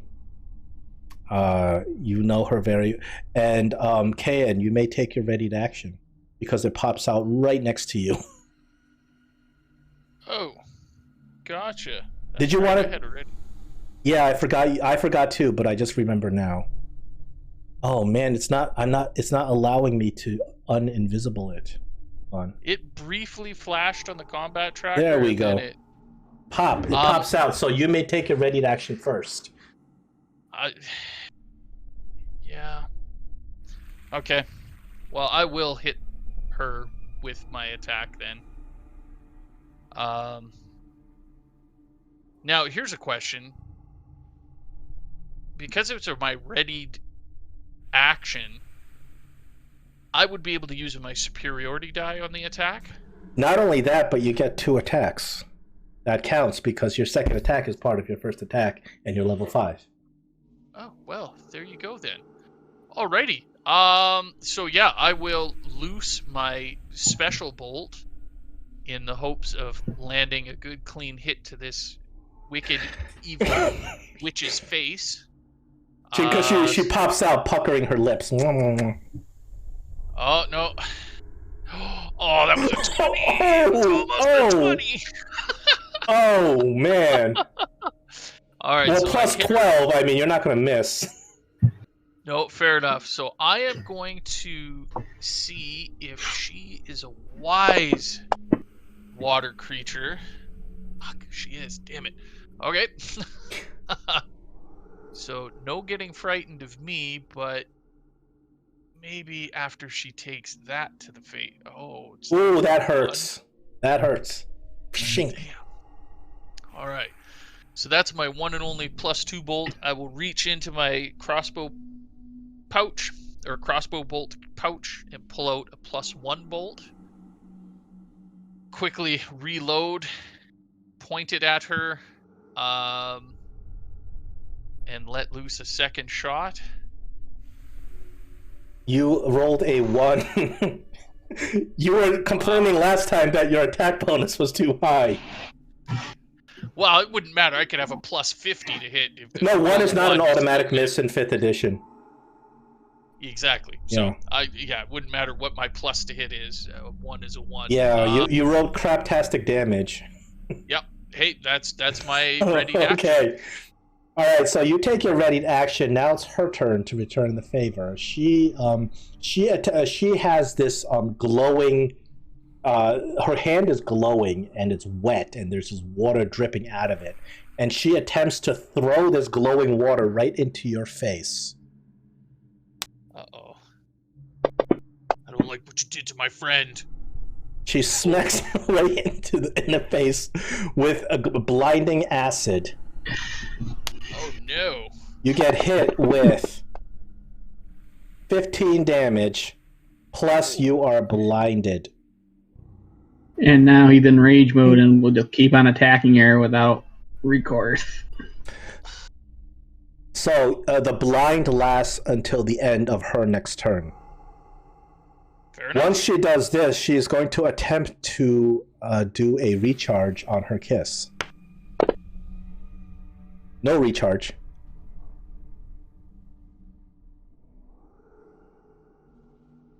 And she has used this action. Seeing that she has done her job, she goes invisible again. She jumps right back into the water, goes invisible again. I wish I could do that, and there we go. Oh, she's a nasty one. Olaf, you're up. We need a roll. Nat 20. Oh, come on, it was a 20! From the tip! It rolled over! At least it wasn't a 1. It was a 1 last time. Oh my gosh. That is true. Man, your death saves her. That's okay. It's not... I should be using inspiration on death saves, or I can't do that. You can, of course. That's what I'm Probably doing on the next one. not a bad time to use inspiration, since everybody is full right now with inspiration. I forgot about that before I rolled. So. Okay, it is John Ashford's turn. He is stunned and unable to do anything during this turn until the end of this Electric Eel's next turn. Now it's Kayan's turn. All right, Kayan, you are blind. That big shiny water is splashed all over your face. You're like, I can't see. Okay, but did I hear where the creature went? Yes, In like a rough approximate direction? the creature is somewhere to your left, but if you were to try to fire at that creature, at that lady, I would have you roll like a d4 to see if you even like get the vicinity. Yeah, no, it's I can't see it at all. So no, you're blinded right now. Yeah, but you know where the creature is. It's to your left. It's still hanging out. Yeah, I heard her stumbling around. You realize that this creature goes invisible at will. Well, you don't know. You're blind. But everybody, exactly. But Rob, sure, you see that. John, I guess he sees it. He's just stunned. So, but I no longer have any idea of where Olaf, John are. I might. Well, you have an idea where they are, but unfortunately you can't see right now. Yeah. You know where they are. You can make your way over to them if you want to. It doesn't impede your movement. But here's the thing, though. Cayenne took damage. He's supposed to be raging against the creature that he got damage from. Yeah. I can't see the creature though, so I think I'm free. Okay. You can't target the creature, so you don't have to. You're not compelled to attack the creature, so because you have to be able to target the creature. Okay. Yeah. It's possessed by events, becoming attuned. Blah blah blah. I'm unwilling. Blah blah blah. Oh, no, sorry. I took damage. I have to make a DC 15 Wisdom saving throw. Oh, to see if you can avoid... Yeah. I must attack the creature. Yeah, but you were going to be attacking this creature until it's dead anyway, I assume. Well, no, there's the other one, too. Yeah. Right? So, I'll make the throw. Right? Wisdom saving throw. You're not under the vengeance curse if you can't target or attack a creature, obviously. Okay. Fair enough. It only applies if you're able to attack it, but then you can't choose not to. But you still need to make that vengeance saving throw. Yeah. Okay, so I do. Okay, I will make the saving throw then, just to see. You do save out of it, so you're not affected by. So, yeah, I don't have to go berserker mode on that particular. Not that I'm not going to, because screw that bitch. She just blinded me. But I'm just gonna stumble in the direction of where I hear Rob and where I think Olaf was, and then I will use my bonus action to second wind myself. Okay, helpful. Give myself a little heal, and whoa, that's a lot of heals. Sweet. That's a lot of second wind. That's a lot of wind you just let out. Yeah, there you go. Oh boy. And that's it for me.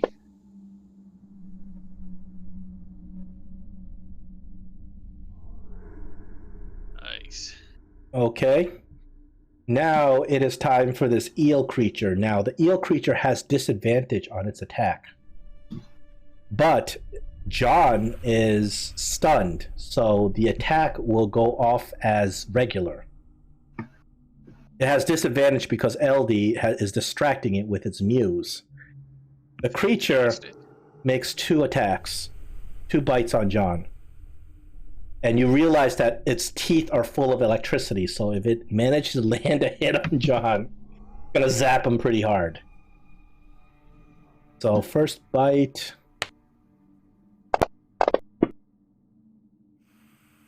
No. No. That's wrong. It's actually at disadvantage. You see, the roll is at advantage. That's wrong. The disadvantage would give it a 3, and it would miss. Because a crit would be real bad. Real bad. Gotcha. Hey, John, guess what happened when you weren't here? It's actually not at disadvantage. It's at, regular, not disadvantage. Yeah, but I the would first say roll. You should probably roll the attack again, because who's to say the 3 would have been... Yeah, let me roll it again. Let me just roll it again. Just to be as That's fair a miss, as possible. but it gets a second attack. Yep. John eats attacks for breakfast. He dodges like a Yeah, champ. well, he can't dodge right now, but his armor class is so high that this creature can't penetrate. And you see sparks just flying out of the water as it's wrestling with John. It's going to roll a recharge on that big lightning bolt that it shot off. Uh-oh. Let's hope it does not recharge. Okay, it does not recharge. Because you would know, because then its back gets all like bright and glowing. That's a good sign. Godzilla. The Godzilla charge. Yeah, it turns into Godzilla. LD jumps over here, and LD takes out his little Ewok bow, trying to hit this creature. LD misses. LD is not Meepo, man. Don't expect Meepo.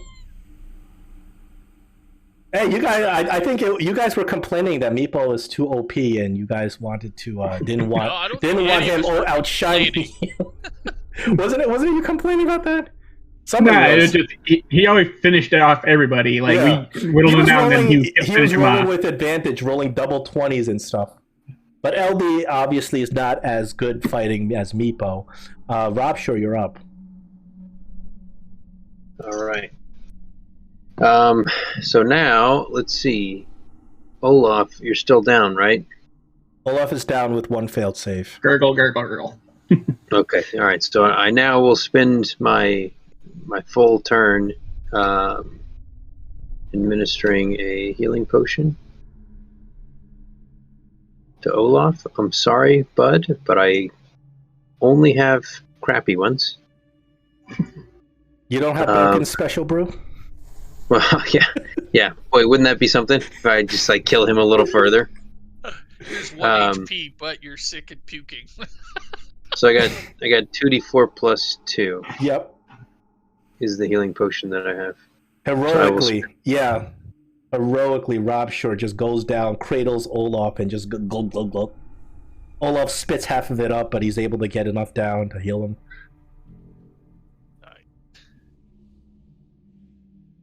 And that will be it. Do you have the effect? How much health was it? It was 2d4 plus 2.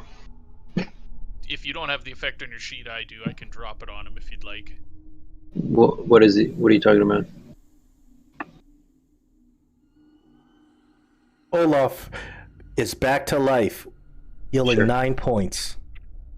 Yeah, just a little heal effect that will roll the 2d4.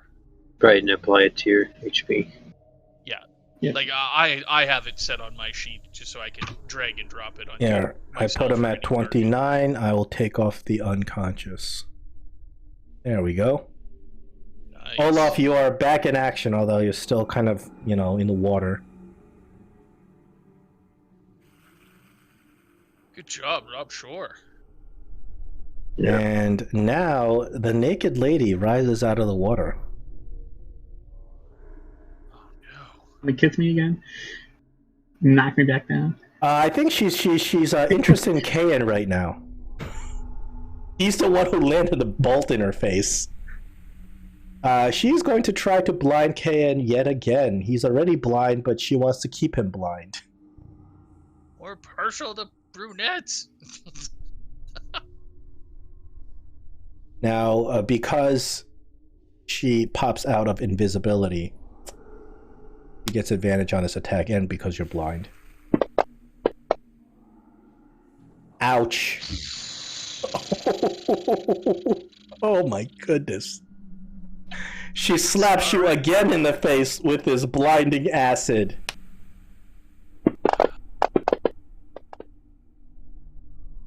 Ouch. And you are blinded again. Yep. She chuckles. And then, boom, dashes right back into the water without even...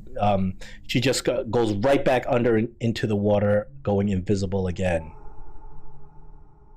Olaf, you are alive. You're clinging on to life. Trying to figure out what the hell is going on here. Looking around, everybody's hurt. I see that creature that's over there. And I will, from the sitting position, I don't get disadvantage from sitting position, do I? Or no, but I'll use my movement to get up. I'm not going to move anywhere, but I'm going to use my movement to get up. You can use half your movement to get up. So I'll get up, and I will cast Shatter at this beast, hopefully to get rid of something.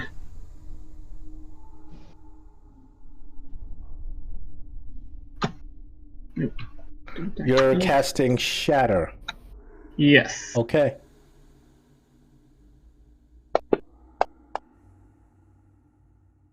The beast saves against your Shatter. But it still takes half damage.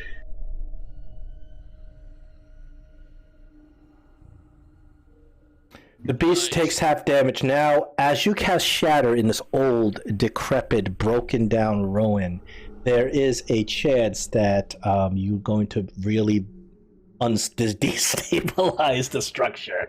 This is unfortunately written into the adventure. I can't just I can't let it go. So there is a chance that the cavern will come crashing down on everybody.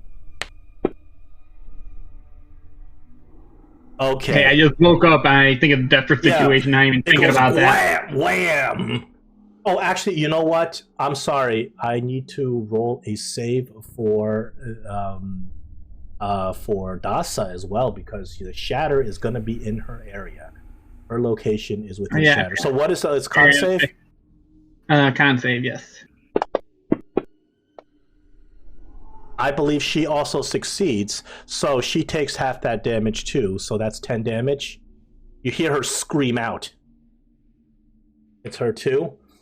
The cavern starts rocking, and you see like dust and boulders start dropping down, plopping into the water. Luckily, this cavern does not collapse and no boulders fall on you as you cast Shatter. Perfect. Okay, and then bonus action, I am going to do a couple of healing lights on myself to hopefully if I get hurt. Are you allowed to do multiple healing lights on the bonus action? Yeah, I can do all of them if I can do up to cool. 3. That's cool. Yeah. So I'm just gonna do 2 though. Nice. And try to recoup. And Dasa also rolls a recharge to see if she recharges her death kiss. But she would really love to kiss you again. I bet. And then I said, no means no! And that's going to end my turn. John Ashford, I believe, is no longer stunned now. Perfect. Able to act, finally. John Ashford is rather upset. His hair is sticking up in all kind of scraggly directions, and his mustache is sticking up. Yeah, he's feeling rather shocky. So he's going to draw out his longsword, and he is going to just absolutely try and hack the head off this big electric eel-looking thing in the water in front of him. Okay, let's see it. Right, so he's even going to use his inspiration to call out in the name. I don't know who his god is, who he prays to. I believe it's called whore. It's but spelled differently. Great whore. You whore. Praise out to some whore. In the name of the great whore. And I've been there, John. I will smite you, you evil creature. So he will use his inspiration to see if he can roll his attack with advantage. Okay. And he will try and... his sword is Shatter Spike, right? Yeah, there we go. Oh, wow, John. Wow. That inspiration did him good. Absolutely. It says that hits? It does hit, yes. Fantastic. So he will... This is 5th edition. You're expected to hit very often. Perfect. So he will hit it once, and then with the backhand swing with his extra attack, he won't use inspiration this time. He's feeling emboldened by the whore.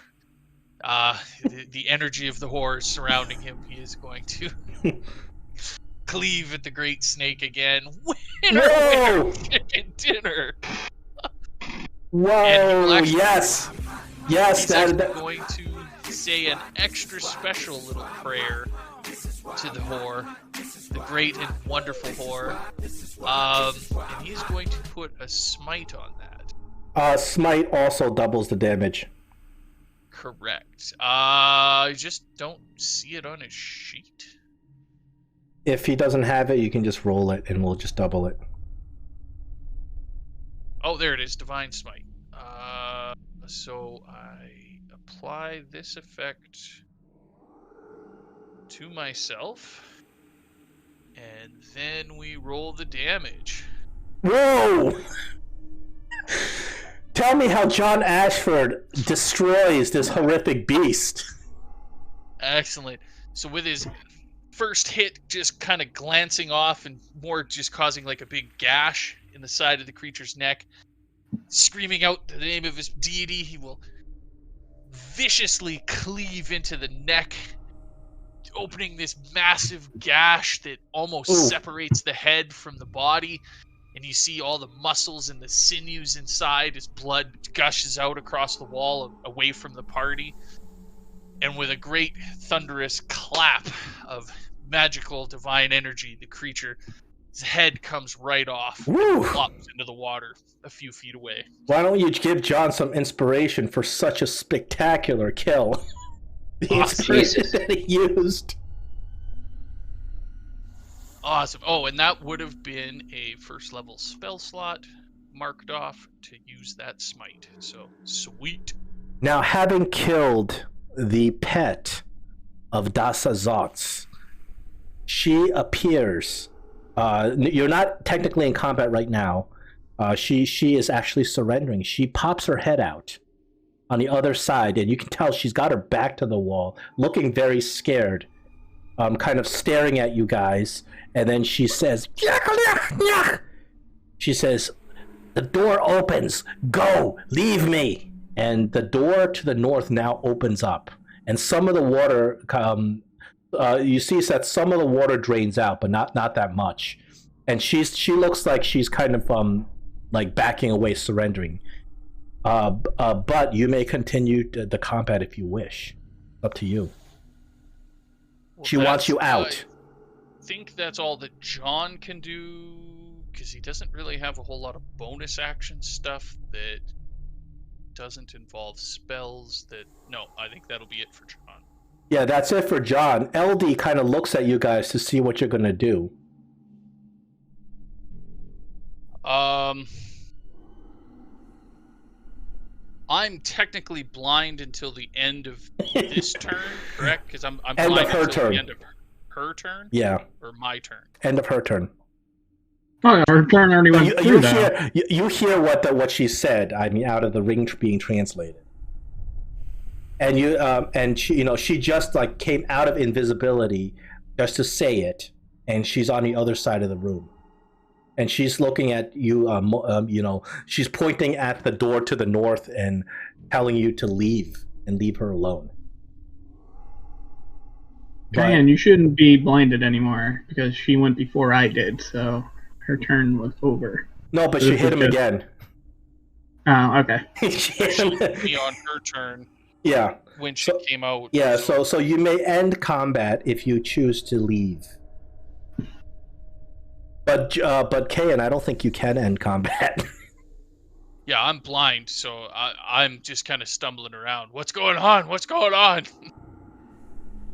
So I guess we could either grab him and remove him and tell him that he did a great job killing everything with his crossbow, or you can commit to fighting her. Yeah, if we stay here, he's gonna attack her. Yeah, once he's out of the blind, his curse of vengeance will force him to fight to shoot her until she dies. And also, he's gonna lose his +2 crossbow bolt if he leaves. Yep. Olaf is pretty frustrated about that cast. Like, naturally. I just okay. No means no. We gotta teach her no means no, in my opinion. Okay, so if you are committed to continuing the fight, LD will He will actually use a distraction on her.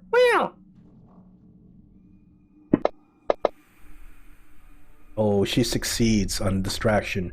Rob Shorts, your turn. She is visible right now. So I will. Yeah, I guess I will. I will throw another dagger at her, or dart.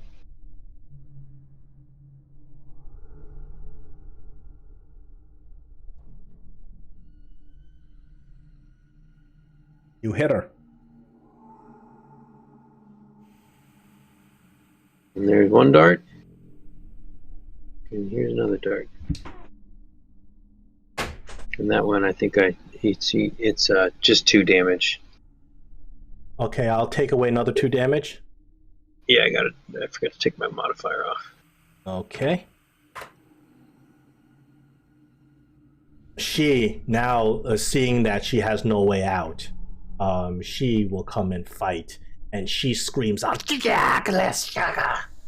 and the ring translates, "My father Zatsulaha will, you will all be Jack." He runs over and attacks the closest person, which is John Ashford.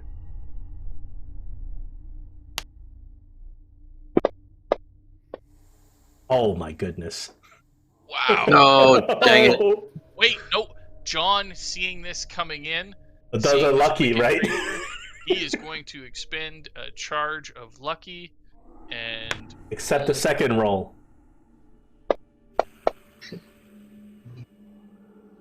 and there's the roll, a 9. Oh man. 9 plus 5 is not going to penetrate John's armor. I do not believe so, no. Nope. Okay. That is Dasa Zotz's turn. She does not turn invisible this turn. Looks like she's fighting you to the death. Does she recharge her death kiss? I'm rolling that right now. Oh, bluff. No recharge on a death kiss. Looks like the battle has been turned. What about her? What about her regular kiss? I don't think. I guess her regular kiss is still good. I don't know if she wants to kiss you anymore. Normally recharged. Dang it. Yeah. I think Rob should be jealous that even though Olaf died straight away, he did get to kiss her. Olaf, it was a great kiss for like the first like half a second before the acid set in. So it's not a total loss. See Yeah. Olaf whispering away. I think there was tongue. Well, yes, you felt like a little bit of seaweed going into your mouth. I'm going to say, let me kiss you back, and I'm going to use an inspiration to do Eldritch Blast at advantage. You have 2 blasts. First blast is a hit. Blasty, blasty. Ooh. Second blast. Oh, wait a second. It's not taking away the damage for some reason. Might help if I stop attacking myself. That might help. yeah. You had yourself targeted, that's why. Okay, so let me redo this. The second blast is also a hit. Alright. So... Okay, let me adjust her hit points. Yeah. Pew, pew. And please undo the damage you did to yourself. Hey, stop hitting yourself, man. Stop hitting yourself. What was I at? I was at 29, I believe. She's looking worse for wear. You can see that her parts of her skin are peeling, and beneath her skin is just seaweed. And we did both damages, right? Yeah. I then pass off my turn to John. Say, John, finish her off, please. All right. John will level his sword at this creature and say, "You attacked us. Your evilness shall not escape. And he will cleave at her. Woof. Sword. Excellent. That hits. You got her cleavage. Nice. And he will. Doesn't look like she can stand another one of those kinds of hits. And he will. Oh. Ooh, that second attack is a miss. Yeah, he slips on the seaweed on the floor a little bit, and he's like, "Curse you, evil creature." That's it for him. Okay, and you have avoided the curse, so you're okay. I forgot you saved against the curse, so what we were talking about before doesn't apply. Gotcha. Well, but you're gonna kill her anyway, but you're not like compelled to do so. Now it still shows that I am blind. Let me take that off. She has passed her turn, so that no longer applies. There you go. Excellent. There we go. Now being able to see the foul creature that twice spit goopy, the foulest, stinky, acidic, burning sludge in my eyes. Twice. Twice. I'm going to take aim at her and just load my crossbow bolt and take special careful aim at her face and go, I can blind you too. And I will loose across. Oh boy! Now you get your crit. Yep. And I will. You land that crossbow bolt right between her eyes. It goes through her skull. Nice. And she just sinks into the water, and you notice her body starts dissolving and turning into seaweed. Excellent. And with that, I'll give a staggered. Holy crap! That was crazy. Are you guys okay? And I'll be saying this as I kind of wander around the battlefield, collecting my crossbow bolts.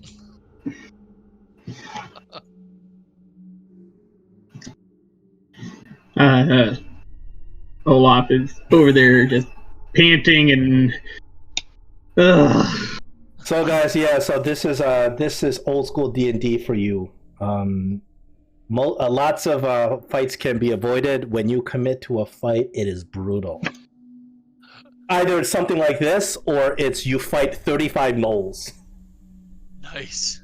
Well, I thought we might get a little more than here's a poison kiss. And so hey, down goes the healer. Yeah. So I'll go up to Olaf and be like, I don't know what you said to her when you gave her a kiss. We'll pat him on the shoulder. But well done.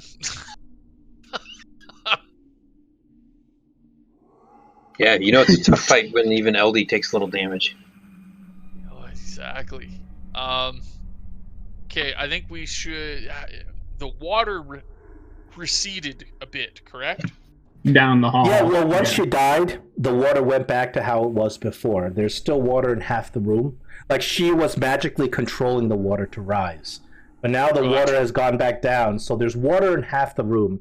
You see in the corner of the room, you see the water gets really, really deep. If you go straight down the room, you can swim up to the door, and you can go. The door's been opened by her. Is the water clear enough? Like, is Olaf's light spell on the rock that he threw in the middle of the room, is it shedding any light on anything new that we couldn't see before? You can roll a perception, kind of looking through the water at. Yeah, just wondering if whatever that. The eel is dead in a big pile of guts. She has dissolved into a layer of seaweed. Gotcha. Yeah, I'm just wondering if she was hiding. Well, you do a perception check. Okay. Where's perception? There it is.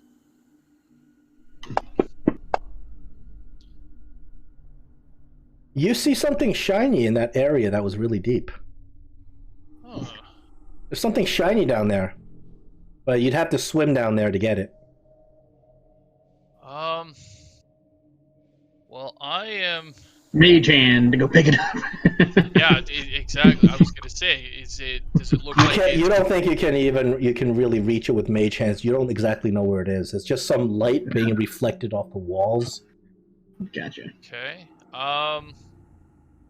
Let's see. Is anyone really good at swimming? I mean, my guy's decent at acrobatics and athletics. Yeah, I mean, Rob should probably be good at swimming. Okay, well, And he I'll does like definitely shiny mention things. that I see something shiny down there, but it looks like it's underwater. So, Oh boy. let's tie a rope. If someone's gonna be willing to go down and try and swim for it, let's tie a rope around their waist, and that way, if they get in trouble, they can tug on the rope, and we can heave ho and pull them up out of the water before it gets too sketchy. Yep. Yeah, I agree. So, I'm not swimming down there. Okay.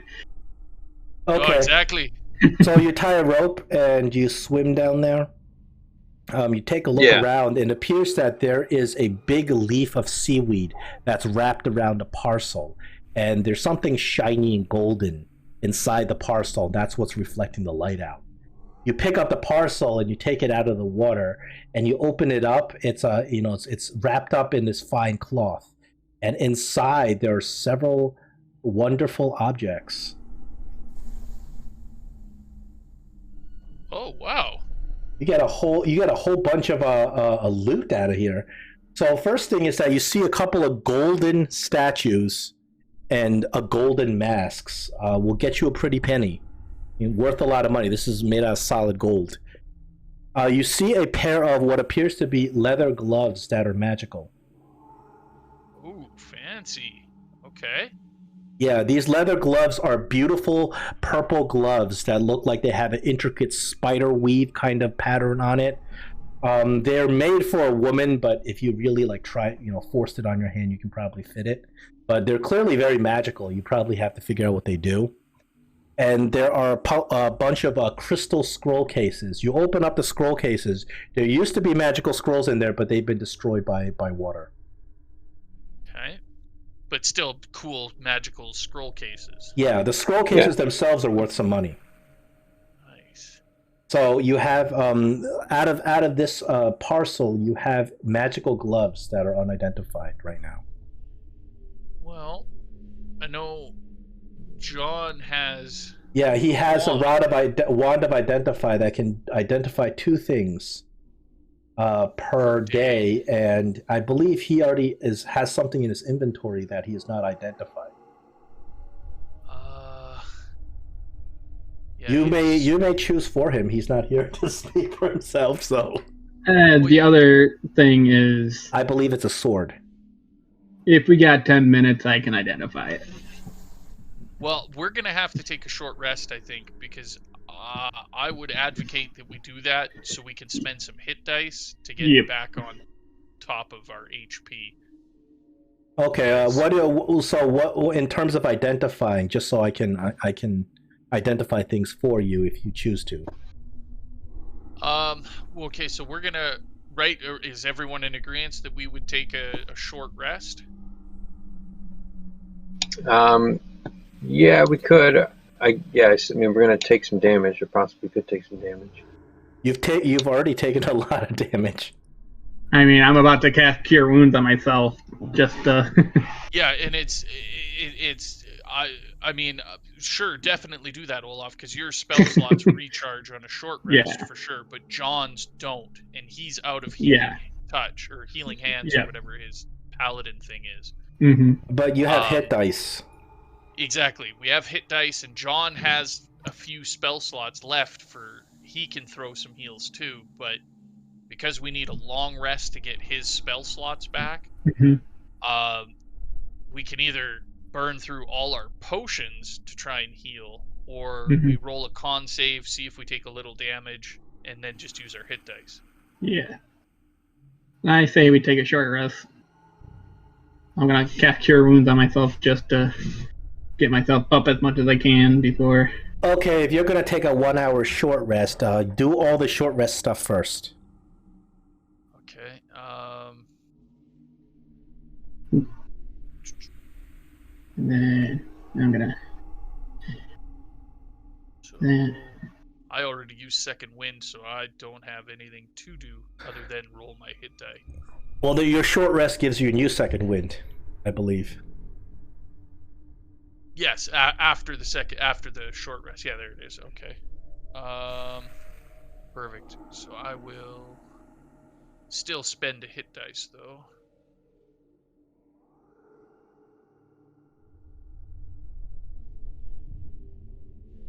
Oh, that's a beautiful hit dice roll. Oh, there we go. That's better. That gets me up to 5. That's a better spot.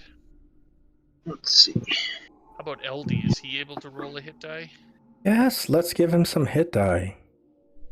He wouldn't have very high hit die. He would have like a... Yeah, I imagine with only having 25 HP, he doesn't have much, but... Oh, there he goes. He rolled 2 1s. Oh, LD. Wow.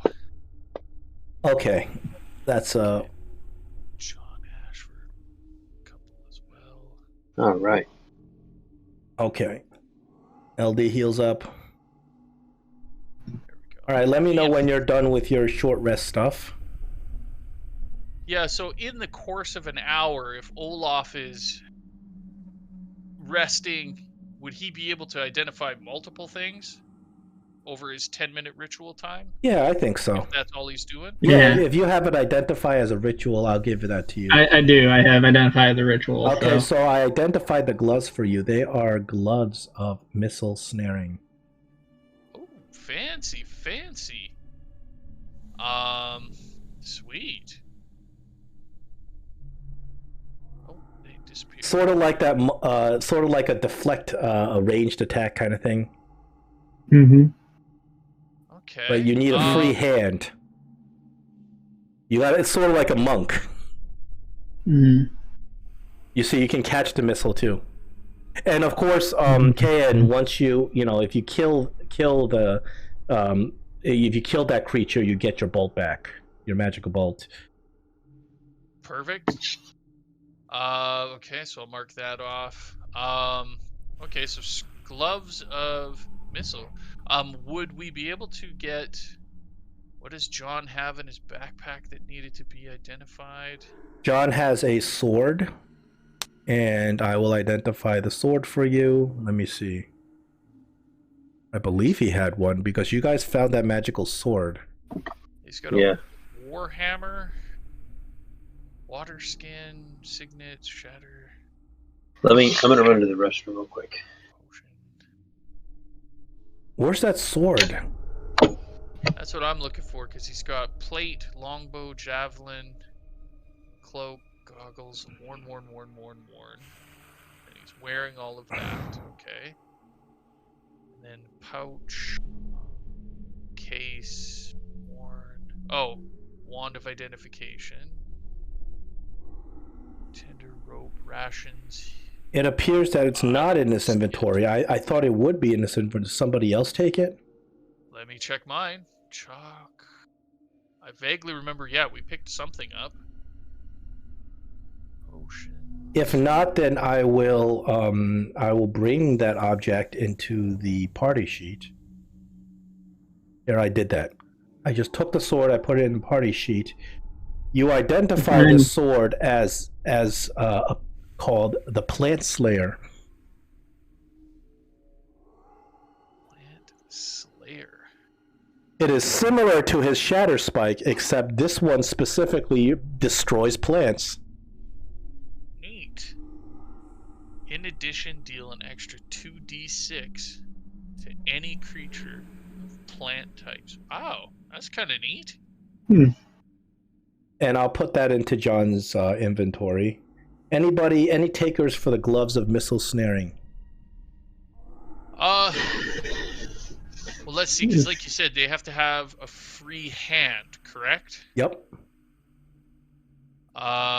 It's sort of like the monk's deflect missiles ability. Okay, so that wouldn't work for John because he's got a shield. What about you, Olaf? Well, I'm currently rocking a shield in one hand, but okay, I could put it away and use that. Yeah, but I think you would get more benefit from a constant static +2 AC. Yeah, that's the only thing. Chance to catch the odd arrow here or there. How about you, Rob Shore? He went to the bathroom. Oh, that's right. Rob Shore's dual wields daggers. You can use your reaction to reduce the damage by 1d10 plus your dex mod. So you gotta, if you don't have dex, it's not as helpful either. Yeah, it's the same thing as the monk. Well, so, he already gets uncanny dodge and all that kind of stuff too, anyway, as a rogue. Yeah. So it's more useful in the reducing the damage by 1d10 plus dex mod, because if you reduce that damage to 0, then you have a chance to catch it. Yeah. Well, okay, so Ola. It has to be a ranged weapon attack, not like a spell. I mean, I don't think. Do you have to attune to it? I can't see these gloves anymore, so I don't. Oh, it's in the party sheet. All I see in the sheet is leather gloves. Oh, let me say what they are. There we go. Oh, I didn't realize it wasn't identified. There you go. And then this potion also I'm identifying. It's a potion of clairvoyance. Oh, nice. Okay. Sweet. When you drink, you gain. Oh, neat. Okay, that might come in handy. Get a little sneaky. Oh, I did have a question. John in his inventory has a warhammer. Let me see if it's magical. Yeah, it doesn't say anything. I don't know why he would be carrying a sword and a warhammer. He has 2 warhammers. Oh no, he has 1 warhammer. It's a regular warhammer. I don't know where he got it.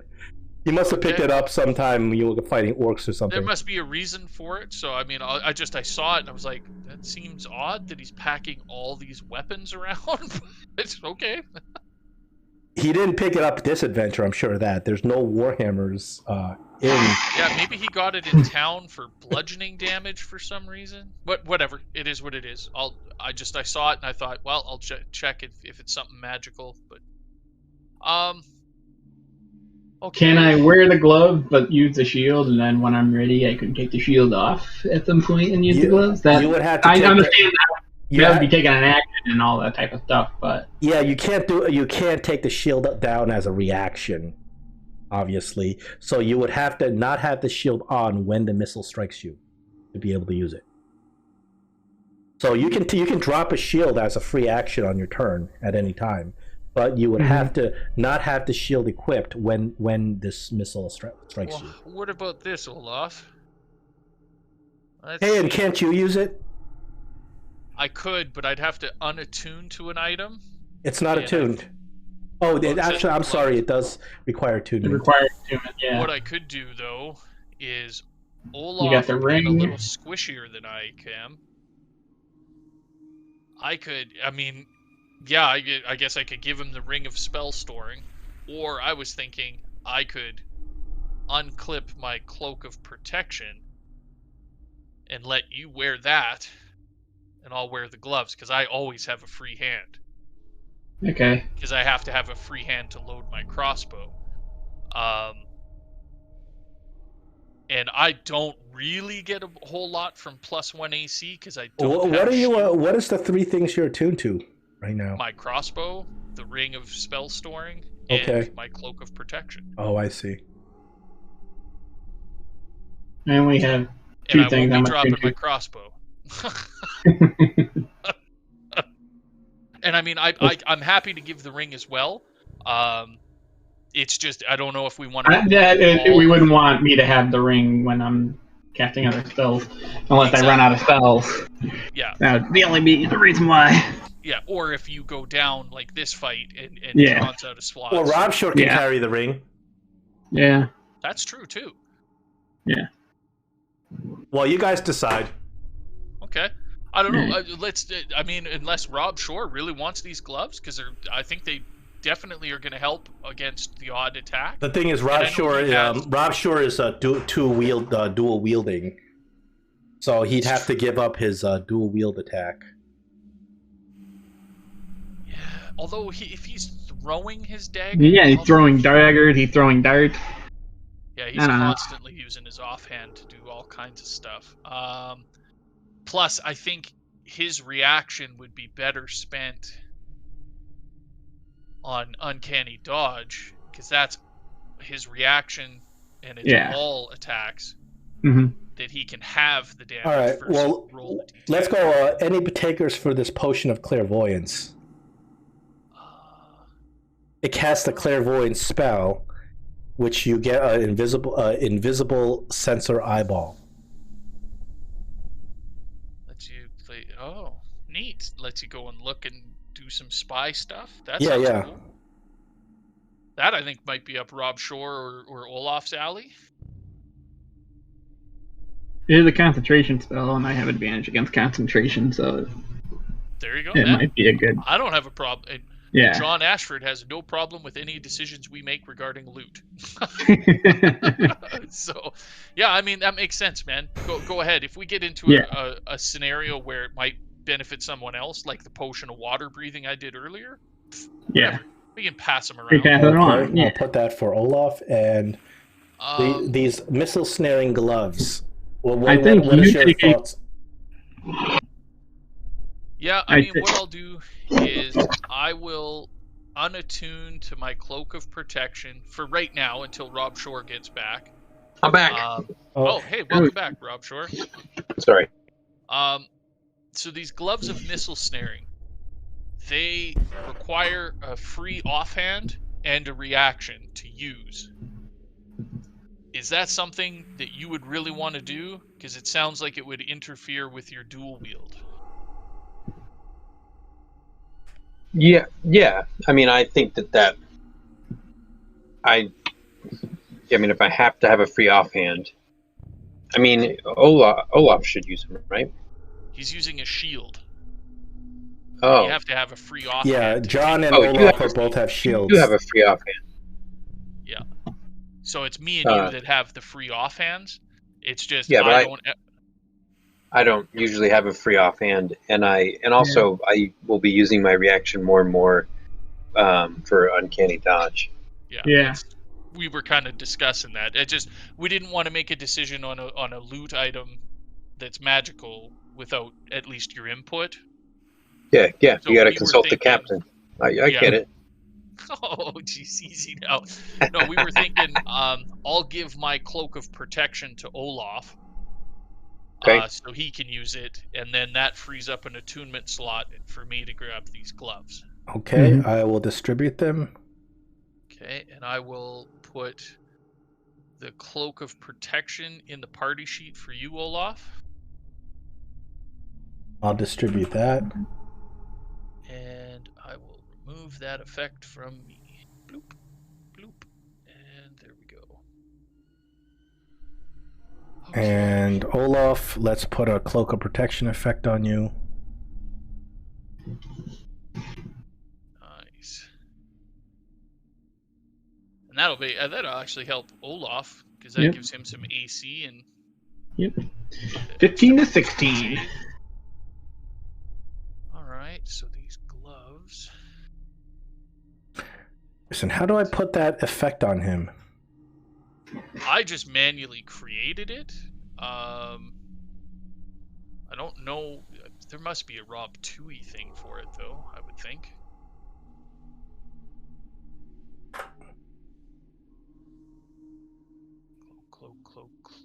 Cloak of protection, 5e item.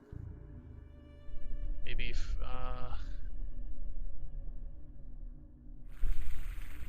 I don't know.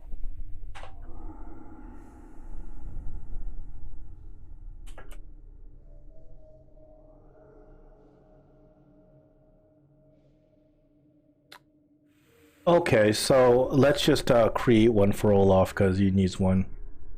Olaf, your AC is going to go up by 1 by wearing the Cloak of Protection. Yep.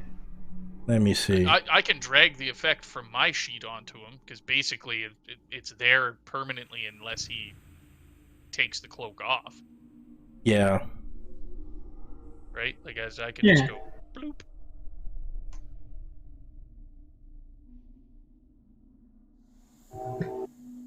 There you go. Perfect. Okay.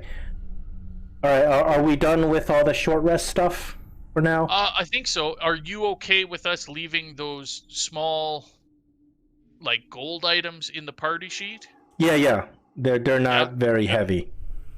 Like Now, the scroll cases and the statues and stuff. Perfect. yeah. Now, you spent an hour taking a short rest. That is a Constitution save for everybody. Are we rolling it, or are you rolling it for us? You can roll it.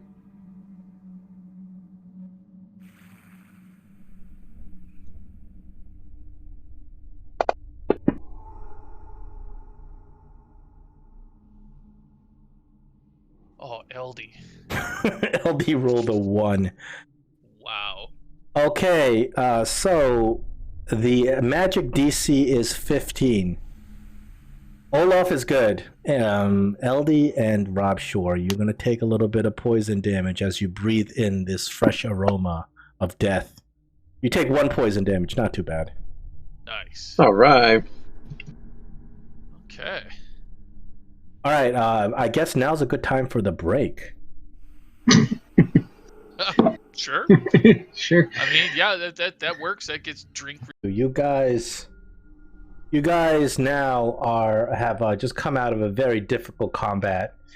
You were very winded. You took a short rest. Now you kind of caught your breath, but your breath is full of poisonous gas. You guys are ready to continue. You just came out of a very difficult and unfair combat back into the difficult and unfair traps. Excellent. Okay. Well. So you catch yourself on the ledge, and you're able to pull yourself up. And when you get into the hallway beyond, now the hallway's more flat. Gotcha. Is it? It's like 6 inches of water. 6 inches. Okay, perfect. So it's still. Is it still slime-covered walls? The walls are slimy, but it looks like they're kind of receding. Oh, okay. Like that acidic lime stuff is receding around here. But you hear like a faint hum. You're not sure exactly what it is. It's like a resonance or something. Does it? It doesn't sound like human. It doesn't sound like a person humming. Oh, I have it playing on Sirenscape. It sounds like a magical hum. Oh, I hear it. It's very subtle. It's faint and subtle. Okay, interesting. Anyone ever hear a sound like that? I don't know what that would be.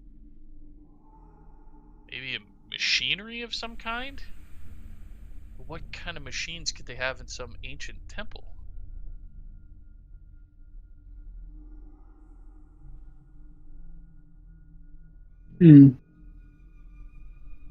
Alright, I will take out my trusty quarterstaff.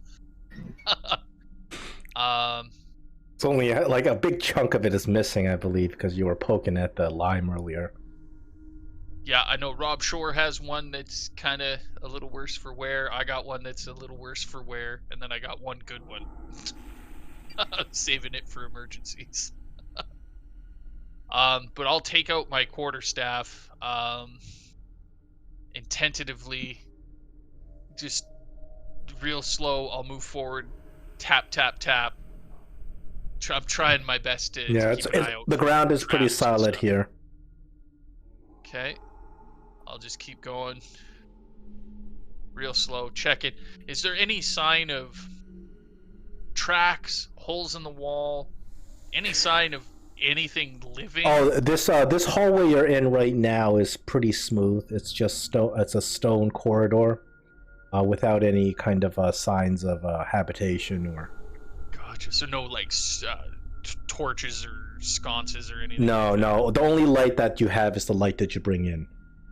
Gotcha. And the ceiling, it's same height as the walls? The ceiling is about 10 feet high. 10 feet high. Okay, nothing.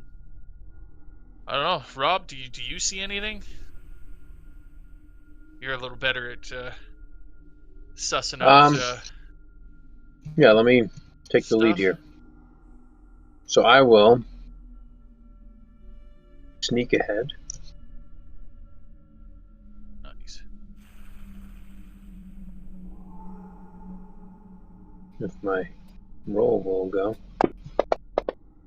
And yeah, I'll kind of move up around this corner. I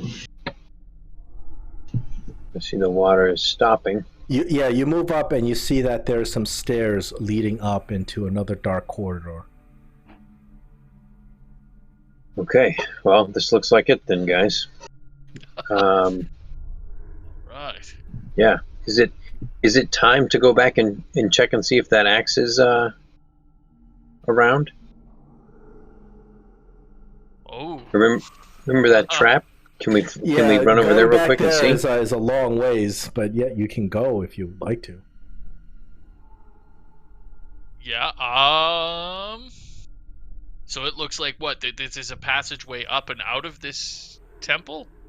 Maybe out. No, it's just up. You don't know if it's getting out of this temple. Yeah, we don't know if it's out or not. It leads to another hallway, dark hallway beyond. Yeah. I mean, yeah, it's gonna take a few minutes to get back there, and we'd have to. I mean, I'm all for it. Yeah, I mean, I think it's all right. I mean, it's, if the map is accurate, it's 30, 60, 90, it's maybe 200. Well, you guys have to loop all the way around. Well, we can't go through this. Can't go through this middle door. It's blocked with mud. You can move the mud. Oh, we can't open it. Yeah, you can dig the mud out and open the door. You want to? Yeah. It'll take a good hour or so to dig out this much mud. It'll be quicker to actually walk around if you want. It'll take you another hour to dig out the mud. Okay, so we can walk around and maybe see the slug again, but there's also that passage off the edge that we didn't really go into. That might bypass the slug. Oh, that's right. Didn't he say there was some? Yeah, there was a secret passage that you guys had seen. The secret passage opened because of the breakdown of the cavern. That's right. Why Yeah.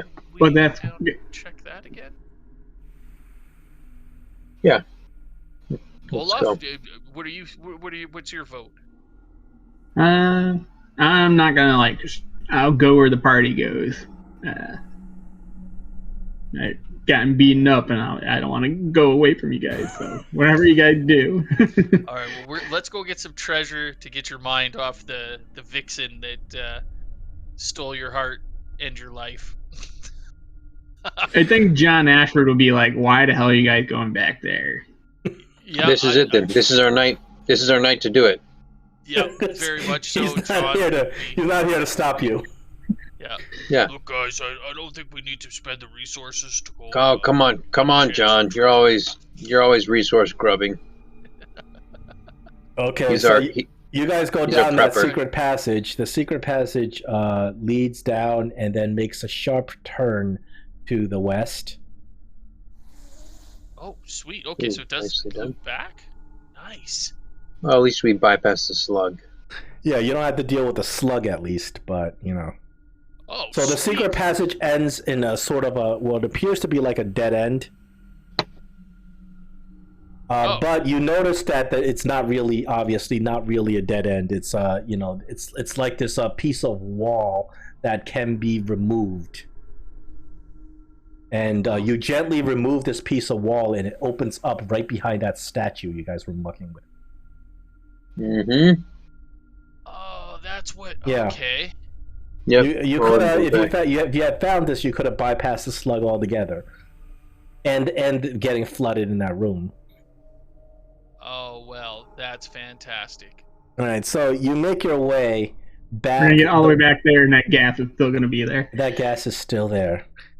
Disgusting, magical, glimmering purple gas is still kind of infusing this room. Now, half of it it's actually pouring into the hallway that's leading to that room. Oh, no. Oh, wow. Okay, so it's expanded?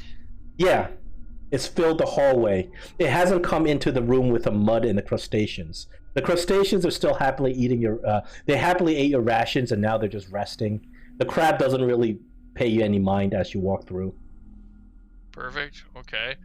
Okay, so up here, though, you said there's... So right on the edge of this hallway, the gas is kind of just expanded up to it. And it's a purple shimmering gas.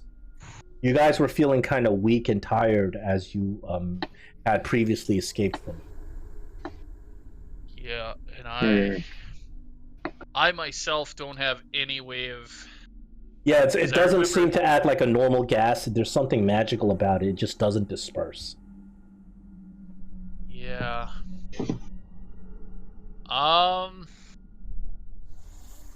Let's see here. What do we think? Wanna... Well, I remember when I tried to run through it, I got a real sense of something came over me. I mean, I'm not sure. I wouldn't say I had to make a saving throw, but But you felt like you were gonna crap your pants. yeah, I definitely had a bad feeling come over me. Holding my breath did not seem to help against that. So I think if you're gonna go in there for that axe, I think what we need to do is we need to pick the person that we think will have the best chance of getting in there, making whatever search they need to make, and getting back out. And I think we should pool our ropes, and same as we did with the water, we tie the rope around the waist of whoever's going for it, and we'll have a timer counting that if we don't hear or feel a rope tug in a certain amount of time, we just automatically pull you back out, or you pull on the rope to indicate trouble, and we just, all of us, heave-ho and drag you out. Yeah, I mean, to me, it's clear that John Ashford is the best suited for this task. John Ashford's not going to go in there. So you guys are sitting there laughing and talking, and the crab says something. And Ring Translate says, "Are you trying to invade the tomb of Taloques Popolacas?" And he points his pincers towards that gas. He says, "I would not disturb Taloques Popolacas." I think we should abandon it. Well, let's hear this crab out. Why not? Why not, crab? What lies in this tomb? Very dangerous. Taloques Popolacas was the first made into chalk by Zotzelahe himself. Very powerful. Still there, but resting.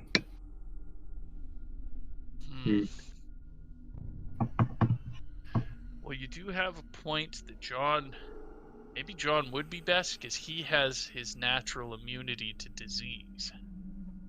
Yeah, but this is magical, it's not. Yeah, I don't know if it's immunity to specifically disease, right? Yeah, specific. Yeah, okay. It's divine health. He's totally immune to disease. But whether that affects this, I don't know. Do not loot. The crab says, "Do not open the tomb of Taloques Popolacas." We already did. Someone else No, already. he means the sarcophagus. Oh, yeah, sarcophagus. Yeah, it's already in there. Oh boy. Hey, crab. Now that we're buddies now, we accidentally left an axe in that room. You think you can get it for us? I will never go into The tomb of Taloquas Papalacas. What about your friend? For some more rations? Would he be willing to go in and get the axe for us? I don't know. Why Could you don't you ask him? Hey, friend. It was His name was Kalka Kila. That's right. The hermit crab. Yeah. So then that big boulder shifts around, and the hermit crab kind of looks at you. He kind of like jitters around and things like that. And the hermit crab, hold on, I'm going to roll something. Intelligence of 0.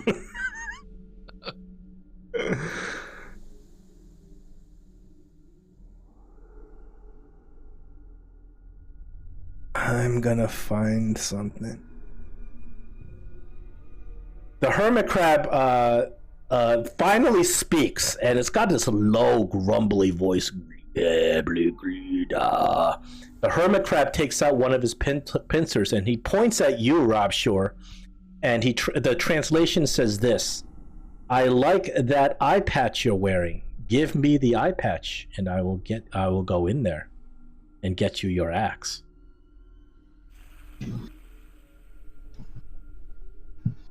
He's talking about One-Eyed Mac's eye patch. One-eyed. The previous captains. Yeah, the previous captain's eye patch. It has this pearl and this obsidian put in it to look like an eye. It's just a really expensive eye patch. Oh.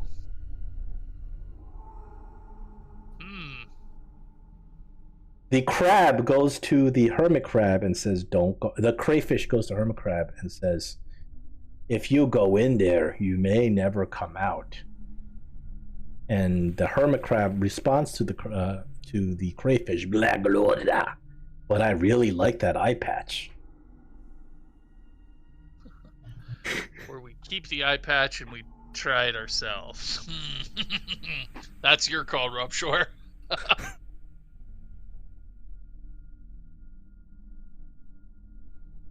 I'm sure you're muted if you're talking to us. Thank you, because I was halfway through my my diatribe.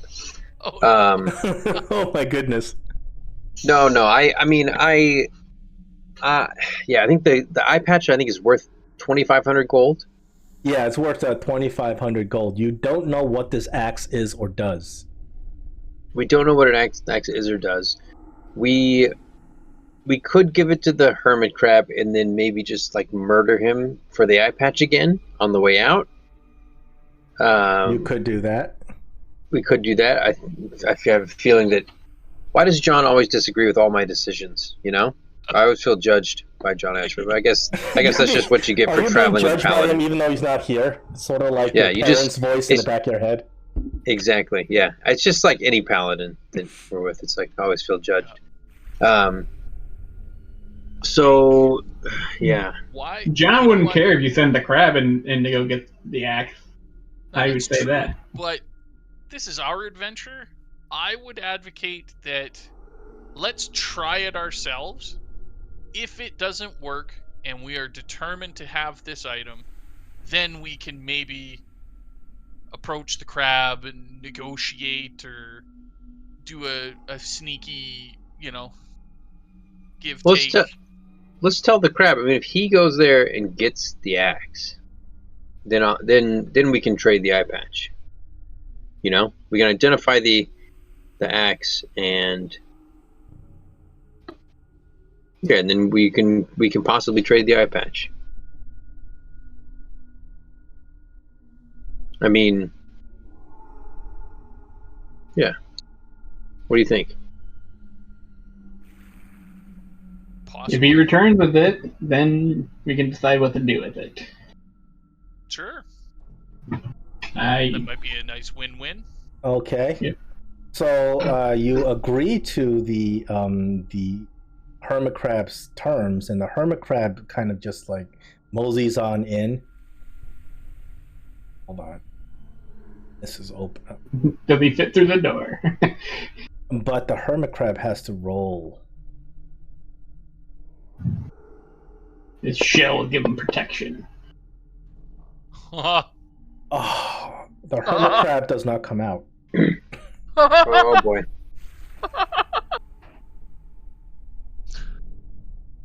Oh no. The hermit crab goes in and doesn't come out. And then after like 10 minutes, the crayfish says, he is poisoned. He will be there for 5,000. Only a short time, we can wait for him. Huh. What do you mean poisoned? A poison gas. It's 5,000 years. The crab says. Does it make you sleep? Sort of like sleep. You do not move and nothing happens. Huh. I can't believe you rolled an 8. Well. Oh god. So yeah, the hermit crab is just gone. Guys, I don't think... But just wait. Only 5,000. Short time. Only. Oh boy, this guy's been in here a while. Well, Rob Shore, we could try the rope trick, but I don't think it's a good idea. Yeah. Let's not, because the thing is, does John have lesser restoration or any restoration spell? I don't think so. He's not a cleric. He does have lesser restoration. Oh, he does. Second level. But what does it restore? Blinded, deafened, paralyzed, or poisoned. Oh well, yes, it would restore poisoned. But this is like some kind of paralysis or like something like that. We don't know. That's why I was thinking. So, is there? I mean, if we're gonna go all in on this, let me see. Is there any space in the hallway for us, like from this room going up You can, yeah, you can see the hallway. You saw the the unfortunately the hallway itself is flooded with this gas. Okay, You so saw there's no that way the hermit around crab the went cloud. down the hallway. You can see through the gas a little bit. So the hermit crab went through the gas. It went into the tomb, and then it just didn't come out. Yeah. So, but there's no way for one of us to walk past this door without entering this. No, cloud, the right? threshold of the cloud is right at the door. The gas does not pour into the room you're standing in. Gotcha, but it completely fills that hall, so I can't get a line of sight. Because I was gonna say John could do his. How about but I mean, I think Rob Shore has the best chance of movement wise because you can double dash. Dash and double dash. But if you fail, It's only Probably 5,000 years, says the crayfish. yeah. What about the bat? With his 1 guess HP. I guess it couldn't pick it up or anything. Yeah. Yeah, I don't think the bat is strong enough to Yeah. actually pick up an axe.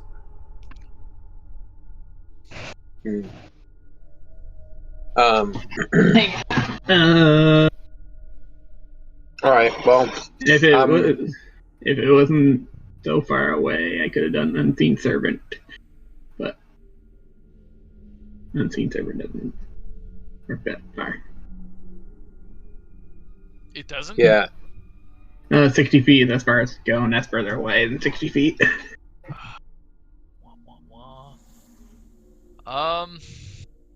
But you can Unseen Servant, like, can it drag stuff or move stuff?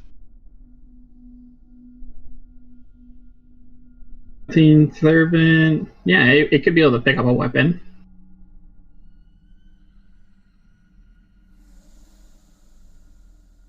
Have an AC of 10, a hit point, 1 hit point, and a strength of 2, and it can't attack. And if it drops to 0 point, the spell ends.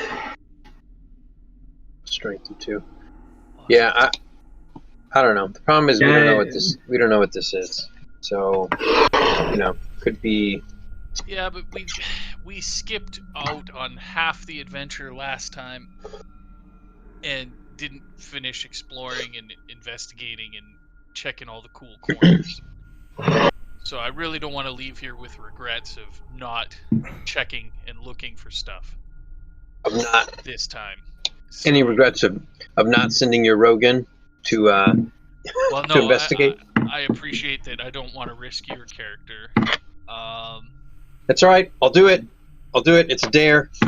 No, it's a dare. I didn't say never that. Never dare a rogue. I was about to hand over the ring to Olaf and say, just in case, and then I was going to make a dash, but.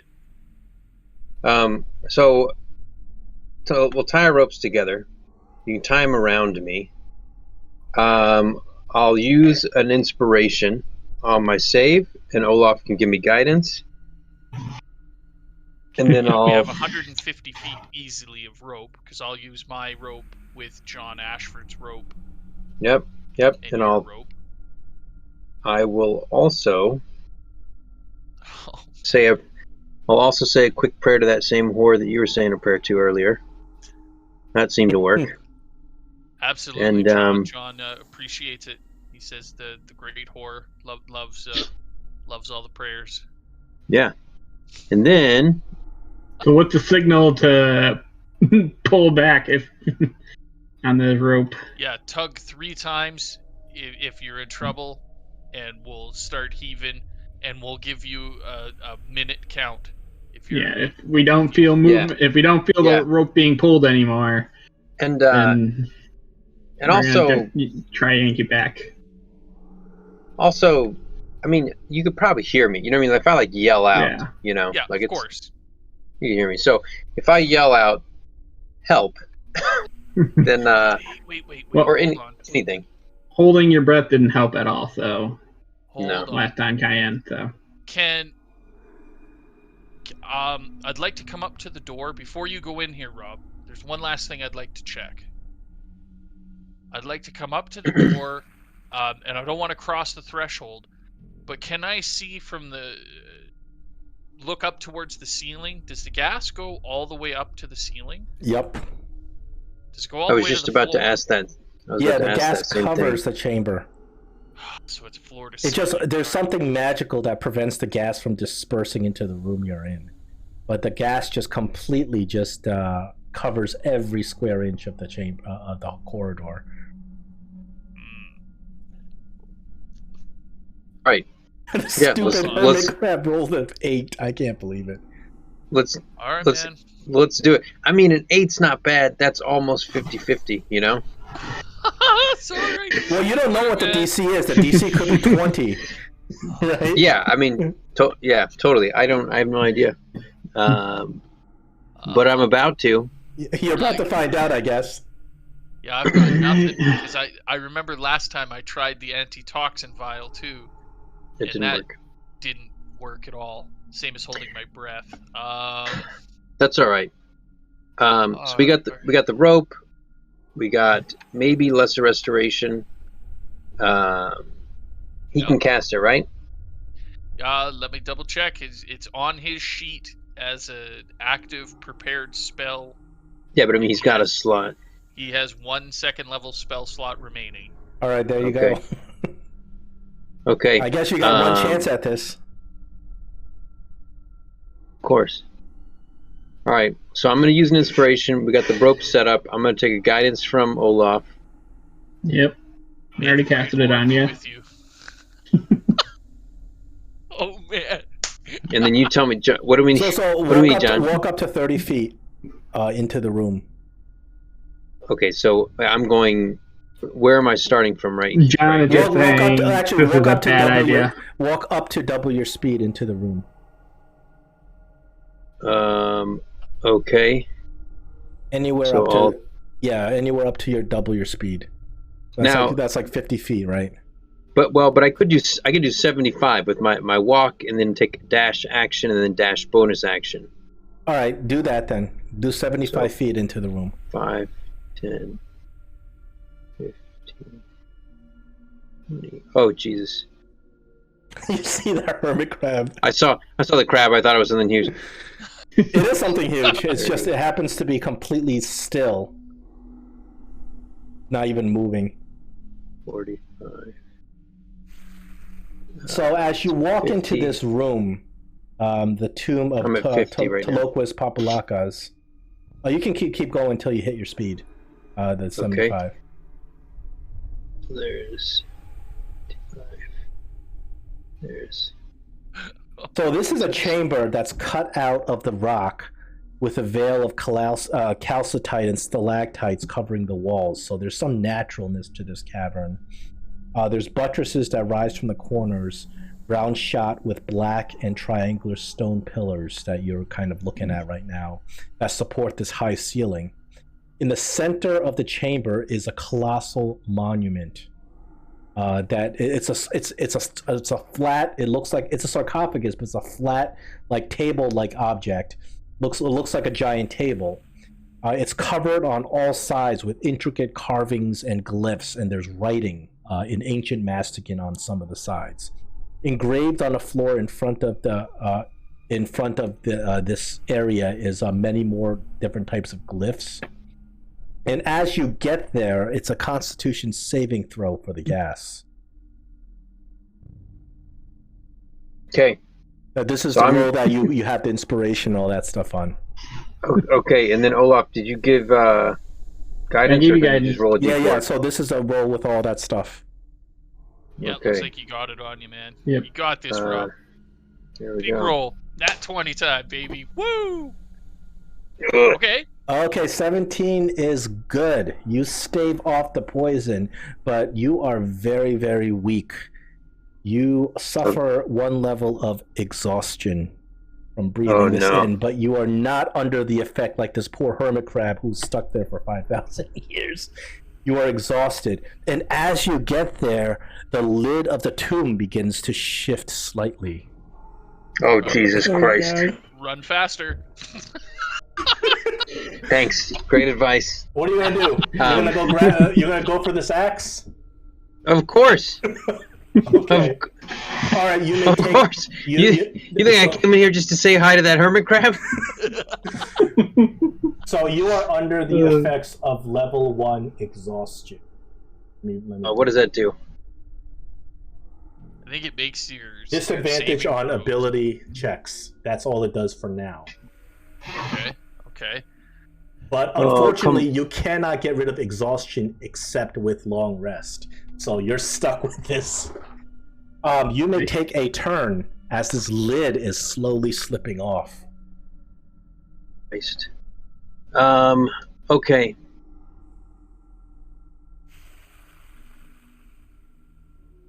All right, so I'm at the axe. What do you want to do? It- Yes, so you get up to this axe. Now you can see it very clearly. This is clearly absolutely a magical axe. You can see it's even shimmering like little sparkles and stuff. The battle axe is made out of bronze. It has a haft that is wound with this fancy silver snakeskin wrap. The weapon obviously is magical, and the thing about this weapon is that as you look at it, strangely, it appears that It had a shadowy hand. yeah, it has a its shadow is a hand.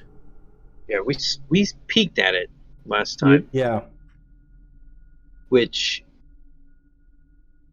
I don't know what this means. Is it the magical axe of fast running? Maybe if I touch it. You have no idea what this thing is. You know it's Okay, well- magical and it's probably worth a lot of money, but you're not. You just ran in there with all of your speed just to get to it. I mean, I'm dumb enough to run in here, so I'm not smart enough to know what kind of axe. You're this dumb is. enough to grab it too. All right. I'm I'm grabbing this thing. The axe is fixed on the wall. You're gonna try to pull it off the wall. It's jammed into the wall. I need an athletics check. Unfortunately, you have disadvantage because of the exhaustion. He should get guidance to help. No, he can't get guidance. He already used it. He used it, and you can't see him to give him any more guidance. So he's just got to try to do it. All right. Well, I'm gonna use my inspiration to nullify the disadvantage. Okay, it's just a flat athletics check. My forte. Is there any way I could use my crowbar to help pry this off?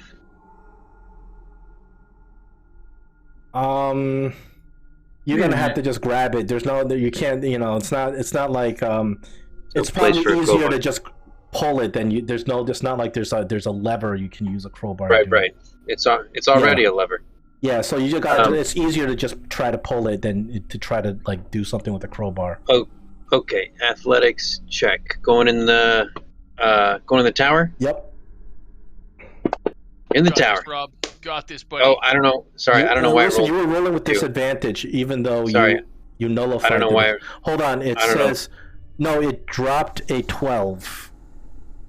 So 12 plus. Do you have any bonuses on your athletics? You don't. I have no bonuses on my athletics. But it should have been a flat roll. Sorry, I didn't click advantage. No, that's okay. That's okay. That's not enough. The thing is fixed inside the wall. And as you're doing this, that lid slides off a little bit, and you see a waft of smoke coming out of the edge of the lid as the lid is slipping off and something is going to emerge. Now you may take another turn. You want to try it again. Yeah, and here's the question. You don't have to answer this. but as I run out, am I gonna have to roll a save again to get through the gas? No. Okay. I have a question. No, the gas is you're in the gas. You're breathing. I'm in the gas. I'm in the gas, which is why I'm goddamn exhausted. Yeah. Yeah. No, but this exhaustion will be there even after the gas. We stopped feeling the rope being tugged. Hey, Rob Shore, how's it going? Well, it hasn't been. How long did he say? I mean, it's been one turn. It's the start of my second turn. So this is the third turn. So it's like the start of the third. 15 or 18 seconds or so. Yeah. It hasn't been that long. Yeah, but but like before the rope was getting pulled, and all of a sudden the rope has stopped. Yes. So he's in there. He's doing something. Are we able to communicate with him? Like, can we yell in there, Rob, what do you see? You can yell in there. So here's what I would do. Because I'm a crafty fucking rogue. I am gonna take this rope that's around my waist, and I'm gonna wrap it around the handle of the axe. Okay, and you tie a great knot with the rope around. I tie a great knot. I'm also still have the rope tied around me. I'm just like pulling in a little slack, and I'm like, I feel like a lark's head or a little loop in the middle of this rope. I think I think you need that inspiration back for thinking of something this crafty. So now what I'm going to do is the rope and inspiration, I'm going to yell out, pull. Yeah, I'm going to yell out, pull. And I guess it's either this rope is going to break or we're going to pull it off or I'm going to get yanked out of this room.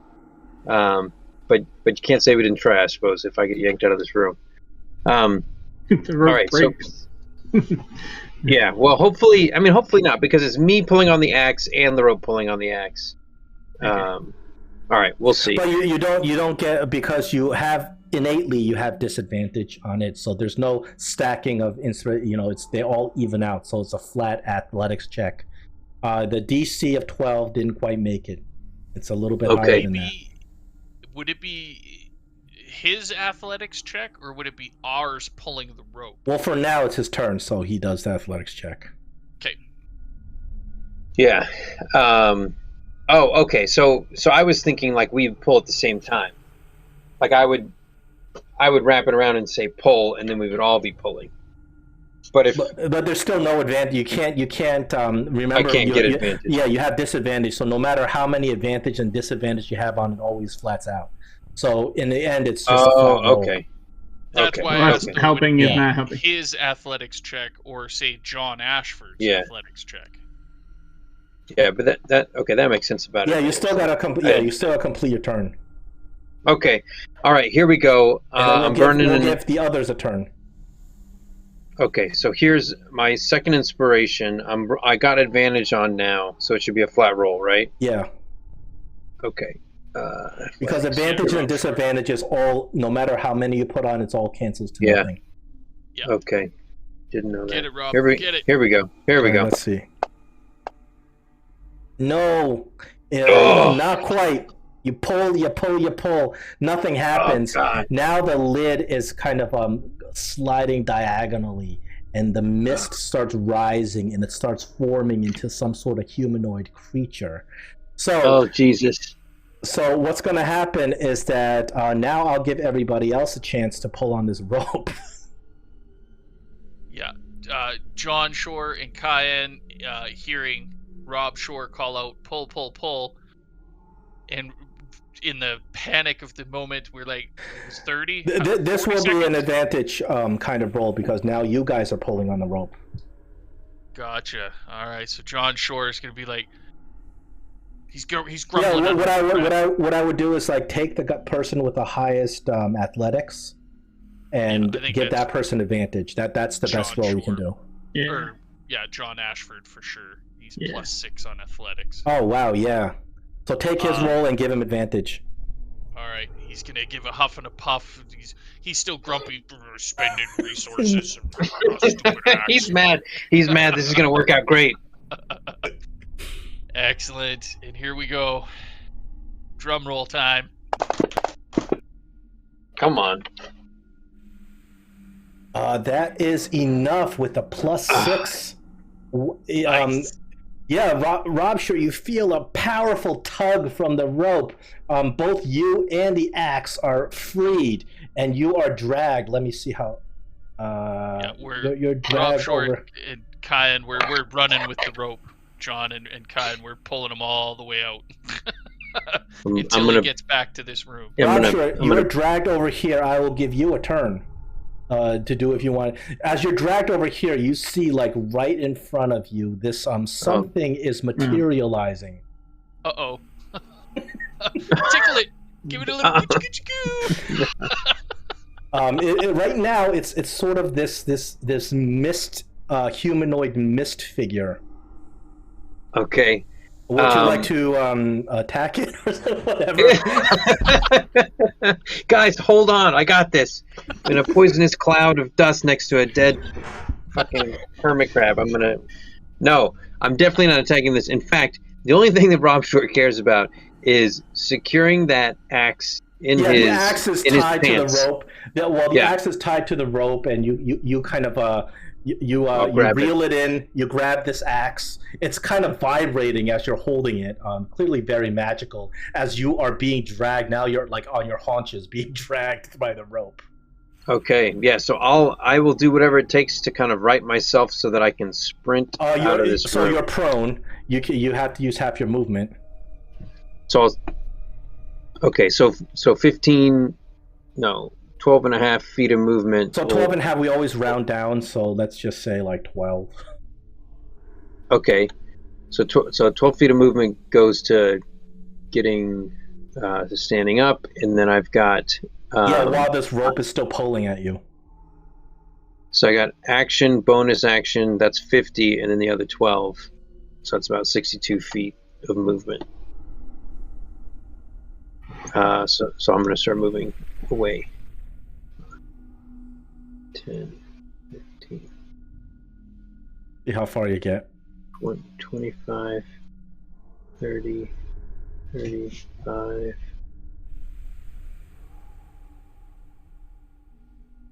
55, and then 60, and I said like 62, so this is 60 right here. Okay.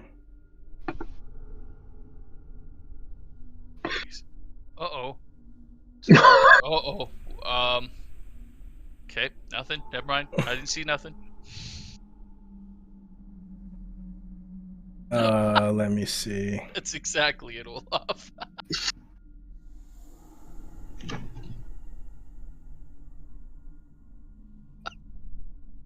Oh God. You didn't hold on tight enough, Rob. Yeah. Well, I got this thing tied to me, so. Yeah, that's true. That's a good point. You're coming out of that room regardless. Yeah, and But it looks like maybe something else is coming with you. It's another T-Rex. all I can think about is Hackling bait it's for like another T-Rex. it's like that. I don't even know if I saw the movie The Mummy, but I'm certain that like there's some scene where he's like running out of somewhere and there's a dust mummy, behind him, chasing him. Yeah, pretty much. Sandstorm. I'm sure that happened at some point. Pretty much. Oh, boy. So, as you are being pulled out, you see Toklas Popolakas come out. He's a desiccated looking, clearly undead, desiccated looking lich-like character. Just flies through the wall. He doesn't even have to. He just goes directly towards you, flying through the wall. And let me see. Oh my goodness, they screwed up his character sheet.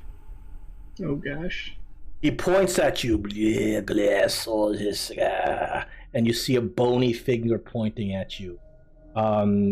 Actually, you're close enough where the ring does translate. Intruder, I will flay your flesh. Oh God. I think I would say, what about the hermit crab? What about him? He is able to, since you are running, he is able to cast a spell. Let me see. Over here. Unfortunately, the problem is his character sheet is screwed up. Really? You do a dex saving throw. Do you want to do any sort of a reaction? He casts Burning Hands on you. Yes. So. You do save. Okay. So I think I can take no damage if I spend my reaction. Yes. Or half damage. That's what. But it says if somebody makes. You successfully saved against Burning Hands. The DC was 17, so you saved. Oh, nice. Oh, okay, great. So I don't take any damage. Oh no, you're gonna take half damage. Well, so do you want to spend a reaction? Yeah. So if I spend my reaction, I can take half of half damage. Is that right for Uncanny Dodge? Listen, does the Uncanny Dodge allow you to apply it to when you're already taking half damage? Well, it says when an attacker that you see hits you with an attack. Yeah. Is this an attack or is this a spell? You can use your reaction to half the attack's damage against you. So I think it would, but I don't know for sure. It's not it's a spell. Yeah. It's a level 3 Burning Hands that he's casting on you. But you successfully save, and when you save on it, you take only half of the damage. Yeah. The thing that makes me think that I probably can't take half of half is that my 6th level feat is like, I forget what it is. Yeah, but essentially, it lets me take no damage. I don't think. Yeah, that's why I think you're gonna have to take half this damage. Yeah, according that's to what I think. Google, the top choice here says casting a spell is not considered an attack. It's considered casting a spell. Yeah. Unfortunately, you're gonna take a bit of fire damage. You're gonna take half of this. Oh Jesus! As a big waft of flame just engulfs you, and you're just scrambling to get out of the way. Oh gosh. Okay, so I take 9 damage. That is Toklas Popolakas. Now I will give the party a turn. Okay. And we ran all the way across. We probably don't see this lich thing, right? Yeah. Well, I would have been. You see what you see because the vision should be. 5, Sure, right? 10, 15, 20, 25. You see a big puff of fire fly out. I do see a big, ugly... Oh, his combat token is gnarly. Oh. Yeah. So, Okay. I am going to... Seeing... While I was still far away enough, I didn't see it. I saw the explosion of light from what looked to be fire that briefly flashed up and then disappeared. And I probably heard a little yelp from Rob. I'm gonna run up and take aim at this. I don't know how to say it. Tamoachan Popolakis? Yeah, Tamoachan Popolakis. I'm gonna call him TP. No, Tamoachan, and I am going to load. Make sure TP doesn't do a TPK. Yeah, exactly. I am going to load my special crossbow bolt into my crossbow. I'm going to whisper a little word over it and say, Rob Shore needs us. Do not miss. And I would like to see if I could spend an inspiration point to try and roll an attack against this guy with advantage. Okay. Excellent. All right, come on, crossbow. Rob Shore needs us. Do not miss. No missing. No nat ones. Just fly on in there. Hit him in the face. Oh my god! No way! oh, awesome. Oh, jeez. You rolled double ones? How in the hell it is looks that like even you rolled double ones with advantage. Your magical +2 crossbow bolt flies right past him and lands deep in the hallway. God You have a second attack. damn it. Holy hell. Well, listen. Right. Well, at least that was your. If I had rolled double ones at the start of this thing, Yeah, it's true. would've We been wouldn't done. have a fancy axe tied to our rope. So, okay, let's see. I will reach into my crossbow case, my crossbow bolt case. I will pull out a +1 bolt. I'll slam it in to the Yeah, you slam have a it crossbow bolt case that's like a cigarette case. You just flip the top and you can just... Exactly. There it is. It holds up to 60 bolts. So, Yep. I'm just taking aim, and so my extra attack. Where's the +1 bolt? There it is. Oh, now I get it. Perfect. So I am going to spend a superiority die, seeing as this guy is undead, and he's picking a fight with us. So you can roll a history check on this thing. Oh, a history check. Yeah. I'm pretty sure I will know absolutely nothing, because... John might have had decent history. Yeah, would that be a John? Like, all of us roll a history check to see So if we... your bolt, you do land a bolt, another +1 bolt into him. It flies to him. John can't see what's going on. He's still down. It's not his turn yet. It goes through him, and you see part of his flesh as after it goes through him, part of it starts regenerating. You can roll damage. Okay. Well, I'm gonna spend a superiority die to see how wise this undead lich thing could be. Oh, It saves against your attempt to intimidate it. Okay. Well, I get the bolstered damage. Where is my damage? There we go. You do some damage, but it is resistant. Oh. Oh, hold on. It was you had a magical crossbow bolt, didn't you? Yeah, +1 bolt and my... Oh no, it's not resistant because of the magic in the crossbow bolt. It does take the full damage. With that history check, you recognize that this creature is a vampire. Oh no. Oh, Jesus. This creature will regenerate every turn unless you burn it with holy light. Okay, well, yikes. Okay, so... Zatsulaha was indeed the vampire god, so they say. Oh yeah, That's right, yeah. this guy And told this us is the first blood of Zatsolaha that whose tomb you guys have invaded for this axe. But yeah, you got the axe. You got the axe. Okay. Kind of. So that was my attack. That's my extra attack. I will reach in, +1 bolt, put it in my crossbow, and use my bonus action attack from my feet. Oh,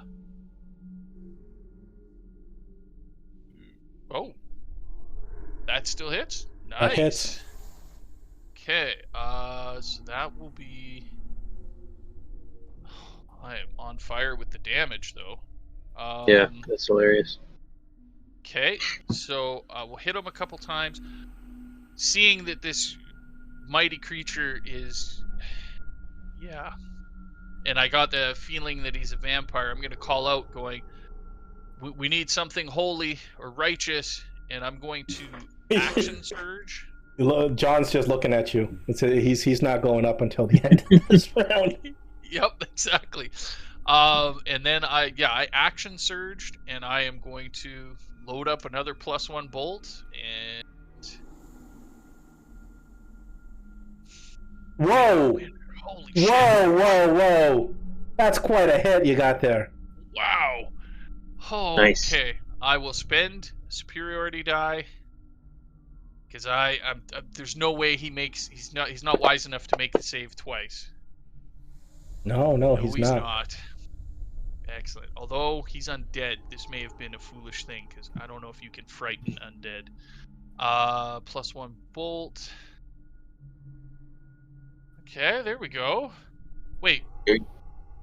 Sweet. And then, does he frightened? He's dead. Well, he drops. Oh, he drops. Okay. He dropped down. Oh, okay. He dropped with that insane hit, insane crossbow hit. He drops down. His body lies motionless on the ground. Oh, okay. Well, I moved my full distance. That's my action, bonus action, and action surge. I have 1 attack left, but I can't do anything else but attack. But he's down. So that's it for me. I'll run, Rob. Sure, run. LD, frightened, but the creature has already gone down. LD gets on the rope and helps with pulling on the rope. Olaf, what would you like to do? Have in here Cayenne say, "Holy shit, we need some holy shit." Oh. I'm gonna run up to here, right, or behind him so I can be able to see him. I'm like, oh crap! And I will cast Sacred Flame at the creature. The creature actually is now motionless on the ground. Cannot make any dex save or anything like that. You hit him with, because right now his hit points are 0, so there's no point in rolling damage. You hit him with a Sacred Flame, whoosh, burns, but the body is still there.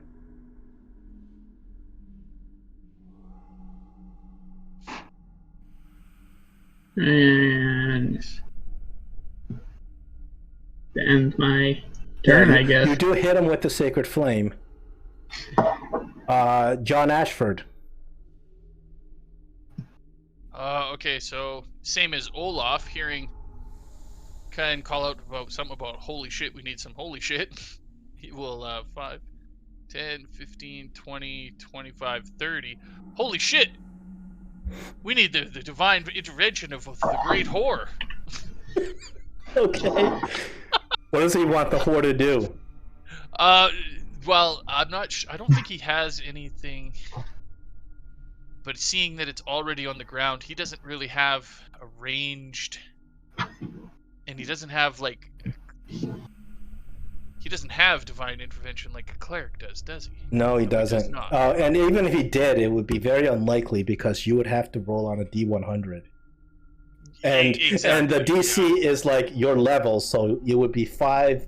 It would be 5 out of a D100 to get divine intervention. Yeah, so I think what he will do is he's going to run up to see what's going on, and seeing the situation, he's just going to continue yeeting on the rope to try and get Rob Okay, Shore out of Rob, that sure. Then hallway. I will give you another with a John and I guess Ellie pulling on the rope. I'll give you 30 feet out before before even your turn. So you may I will move you 30 feet per rope. 1, 2, 3, Perfect. 4, 5, 6, and you guys are able to grab Rob Shore and your coveted axe out of this room. Excellent. And John will yell at the giant crayfish, there's something really bad coming in. I think it killed your friend. And I mean, that's it for his action. The crayfish actually, he doesn't seem very interested. You have disturbed Toquis Palapis, the never dying. And the crayfish just kind of goes about his business. He doesn't care.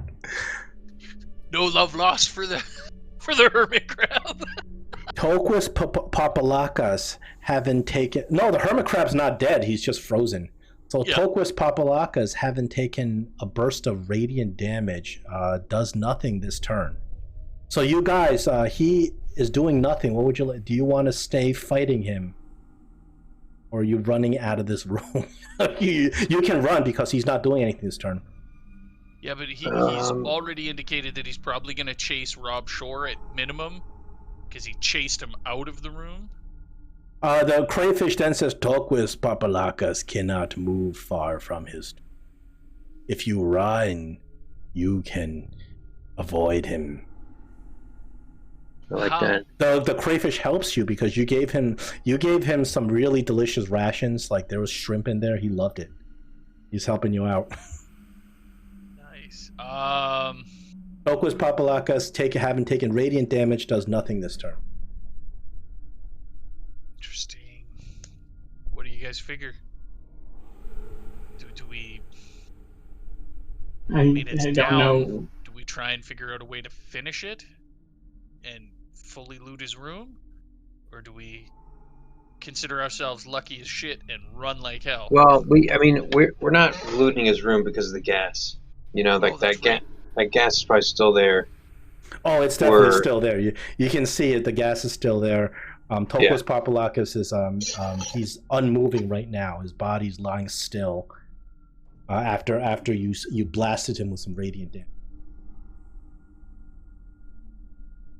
I think I don't know how far the thing's gonna chase after us. If it does chase after us. Crayfish said you can run. Toquis Papalakas cannot go far from his tomb. He's helping you out. He didn't say specifically how many feet he can move out of his tomb. True. Oh boy. I know.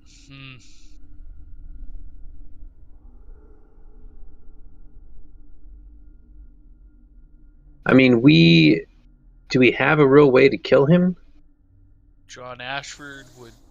John Ashford can roll a religion check in terms of slaying vampires. Even though this isn't Faerun, vampires are vampires, so they should have similar properties. And John also has a water skin on his waist, according to his inventory, that is full of holy water. That I'm pretty sure if we poured that down this thing's throat, might do some work. Yeah. That would involve either. Yeah, why not? John Ashford may roll a religion check. Okay. Religion. Hopefully he's proficient in religion. Please, great whore, divine it to me. Come on, you whore. John Ashford, I don't know what kind of training he's had as a paladin, but he did remotely hear in paladin school somewhere that vampires need to be staked through the heart while they are in their resting place to fully destroy them. Otherwise, they will always come back. They cannot truly be destroyed except that way. I remember that.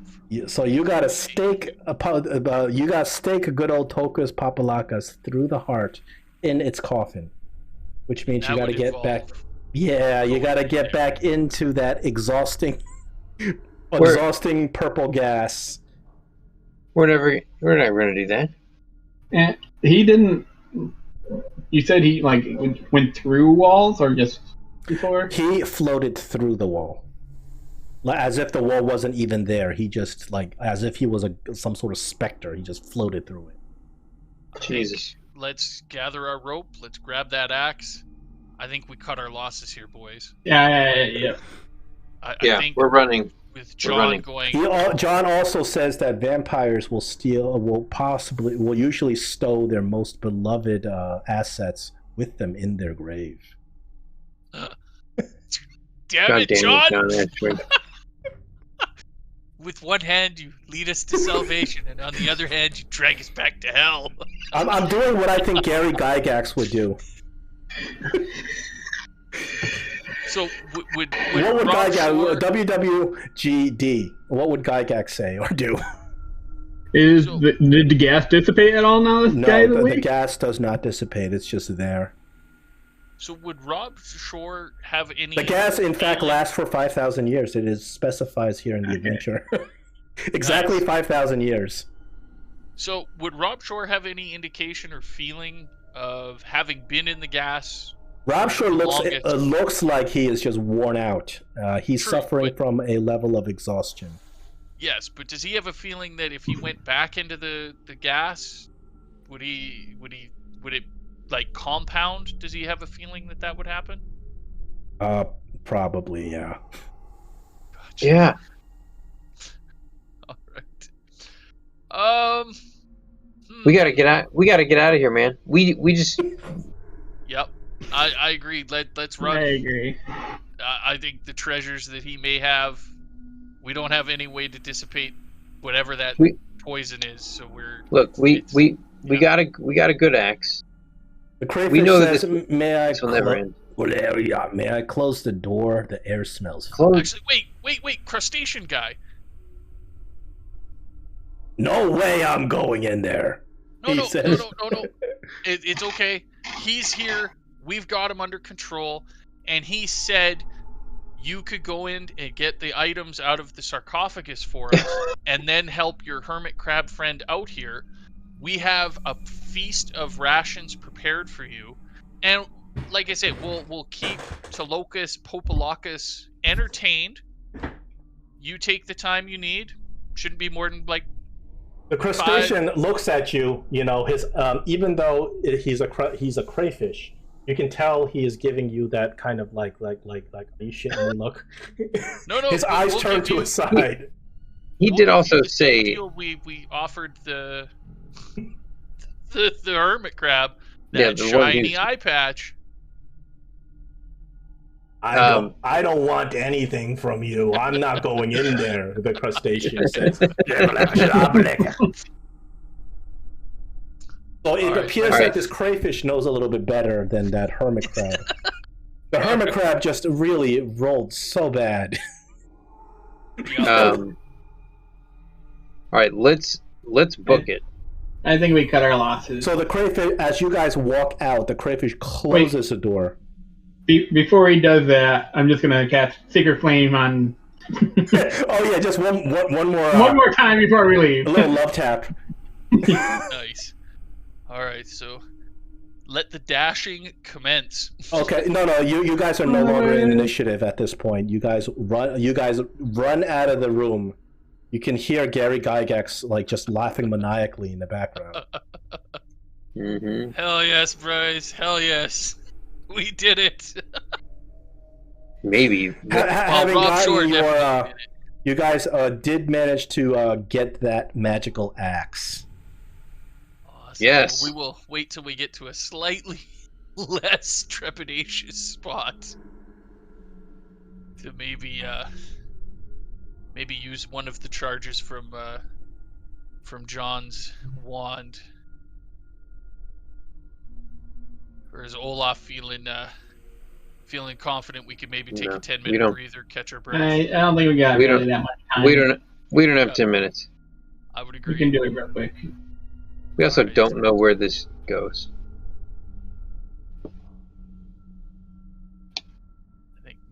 Yeah, well... Yeah, it's weird. I don't see a door there. Is that like the end of the map? Oh no, it's not. I'm just moving. There's an invisible door there.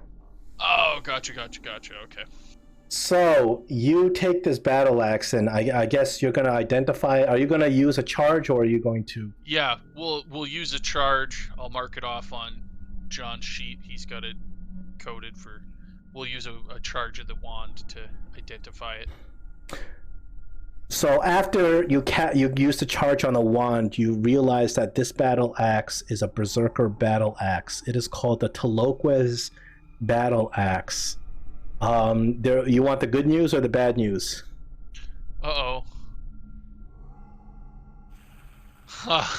We're gonna get both of it anyway.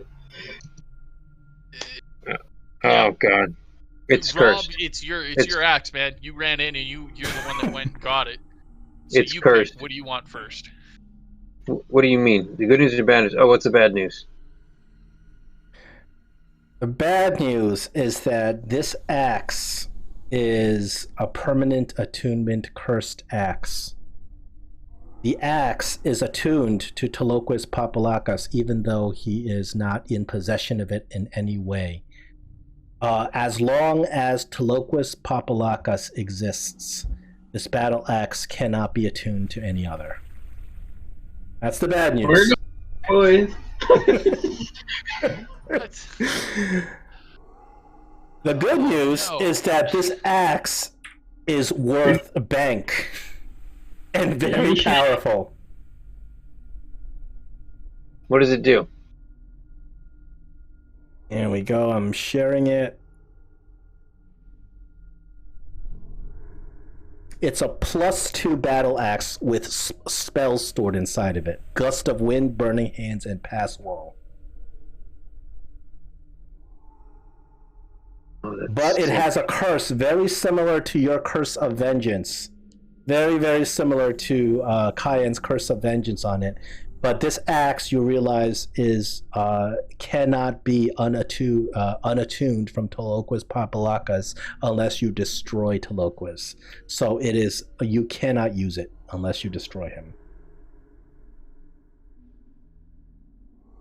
Wah, wah, wah. But the good news is this axe is worth 13,000 gold. Well, The beholder who might be interested in this might upsell the price of that. Interesting. Once again, you hear Gary Gygax cackling. All right. And who wants to hold this cursed axe? It's not going to attune. It can't, because it has to be attuned to only one user. I would advocate that John doesn't hold it, because if he sees it in his inventory, he'll be like, "You guys went got that goddamn axe." You put a cursed axe in my inventory. I mean, I got enough. Let me what- see. I got 12 strength. I've got like 60 pounds of storage before I'm encumbered. I can hold it for now, and then we can vendor it. That's hilarious. You and your cursed items, Kyan. Yeah, apparently. Yeah. You're already cursed with the bow of it. I mean, you can't get double cursed with that, I guess. That's hilarious. You can't get any more cursed than you already are. Yeah, the curse of Suddenly- Zosolaha lies in this axe. It is unfortunately not going to be useful to you unless you can kill Tamoachan Papalakas. And you already know what you got to go through to kill Tamoachan Papalakas. Yep. And that's hilarious. Suddenly the hallways are filled with maniacal giggling laughter. Okay, I think that's a good place to end our session for tonight. Awesome.